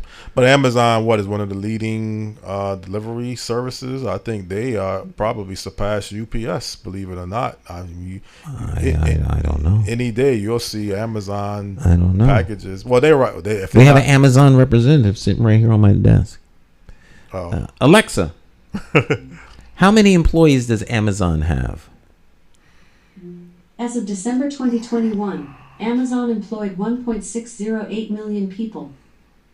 It's a lot of people. By the way, I can now send you timely notifications when there are breaking news alerts. Would you like to enable that? No, thank you. Yeah, that's probably worldwide too. Well, that's a lot of people though, obviously. Amazon, I mean, they're just grown. Their whole operation, right. Besides, and I guess continuing. And putting food on the table of all of those employees. Mm-hmm. And those employees spend their paychecks in places. They go on vacation. Mm-hmm. They buy cars, all because they get to work at Amazon. Yeah. So people can hate Amazon and other corporations all they want, but these corporations and these companies provide a service. Well, like I said before, I was speaking to someone a few years ago, and then at my age, I was telling him about Amazon in between jobs, and the guy told me, do you really, I've said this before on your show, do you really want to work among high school students? Do you really want some college age supervisor telling you what to do? And I was doing the talk show, and then he said something else that, because this is when we was doing face to face and all about you, you're not going to feel like putting on no 3-piece suit after working 3 or 4 days a week at Amazon. It's an imbalance, but I guess people have done it though, so he can't. But that's him. But that was his advice that he was giving to me. You right. know, but the advice comes from his head. That's how he thinks. Right. And he's projecting that onto you. Mm-hmm. He wasn't encouraging you to go and test it out and see what happens. No. He's saying, man, you don't want to take orders from no kid, some high school kid with pimple face, telling you what to do as a supervisor. Now, let's take that apart. So you're telling me that you could go to Amazon out of high school, still have a pimply face, and in just a matter of a couple of years or two, wind up being a supervisor who's instructing older folks what to do. That sounds like opportunity to me. Right. You see what I'm saying? Yeah, and I never even looked at it but that way. You don't look at it that way. There's an opportunity for me to graduate high school, not go to college, mm-hmm. and move into a supervisory position. And that if I do my job well, I could move up. I could become a group supervisor, regional supervisor, floor supervisor, building supervisor, regional. Right. There's room for you to grow. And then he'll be that guy 10 years from now talking about how he came to Amazon out of high school, worked there for 5 years. Then he got a full ride where Amazon paid for his college education. He's now running the Eastern Regional Division of logistics for Amazon. You know, that's how those things happen. His loyalty to the company says he's got a vision. He understands the company philosophy. All these things go into these things don't just pop up, but people aren't even willing to give the time. But it's a matter of how you think, and you have to bring that to the decision-making process. It's not just the immediate gratification of something that's easy and simple. Because everybody would be doing it if it was Right. that. Right. And people want the easy. I want a job where I could just go to work, sit down. Right. From time to time, someone might ring the doorbell. I get up and let them inside. And then I'm still making $150,000. Well, what do? I just go to work. You know, I'm glad you brought it. I just thought about something. I was listening on a radio show to DRC, and the host, Gary Bryant, they was talking with some person about if you had your life to do over again, would you want to go back? And it was kind of surprised. I guess we're running out of time. Gary said he would want to go back to when he graduated high school in 1988, but he wouldn't want to be a young person graduating high school today. I didn't get a chance to really call him yet and ask him, but I guess he's feeling that young people today, from what that's being interpreted towards, they're dealing with more issues than it was when he was growing up. I mean, I don't know, but I got to call him and I'm asking It'd why. be an interesting conversation. You should call him and ask him, because Yeah. it seems to be that every generation says the exact same thing. Same thing, yeah. Right. We're not the young people of today. The young people of today are quite capable. They're sharp, they're smart, and they can operate in the sphere of things that are available to them. I think our society as a whole is in good hands with our young people, because they are not all crazy. They're not all then left in the third, Are there kids out there that have problems? Absolutely. Are there adults that have problems? Most certainly. Right. Kids aren't launching wars and causing all kinds of other stuff.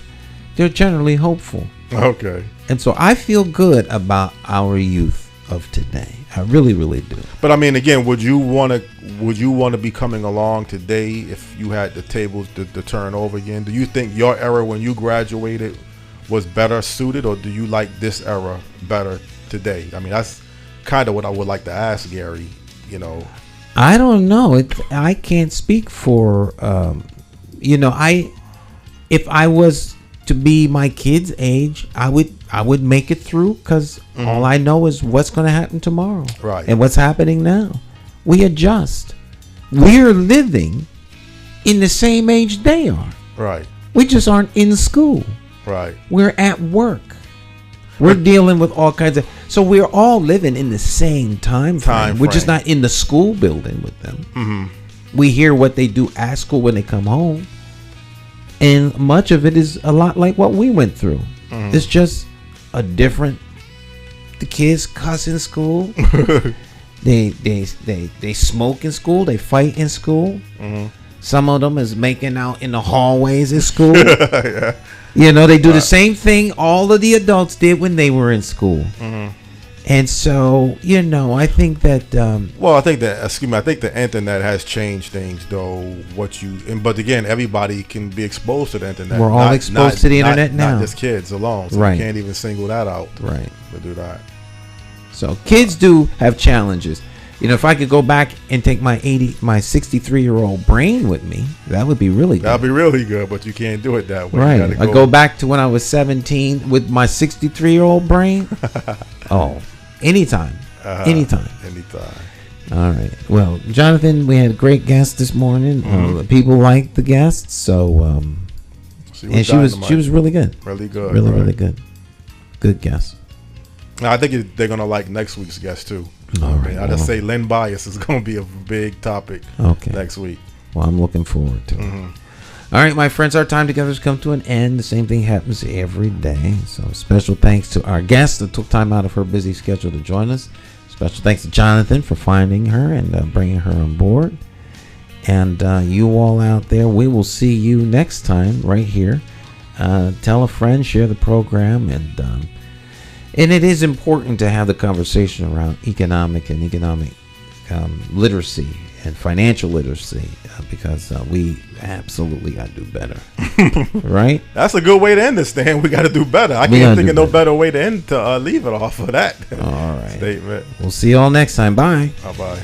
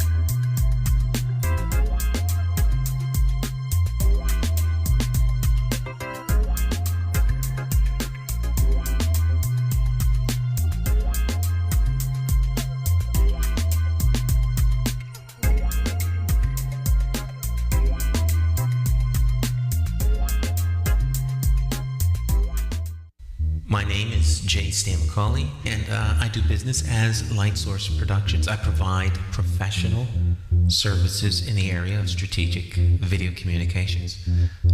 First, what we do is we help you craft your message using what I call the rule of the 5 W's: who, what, when, where, and why.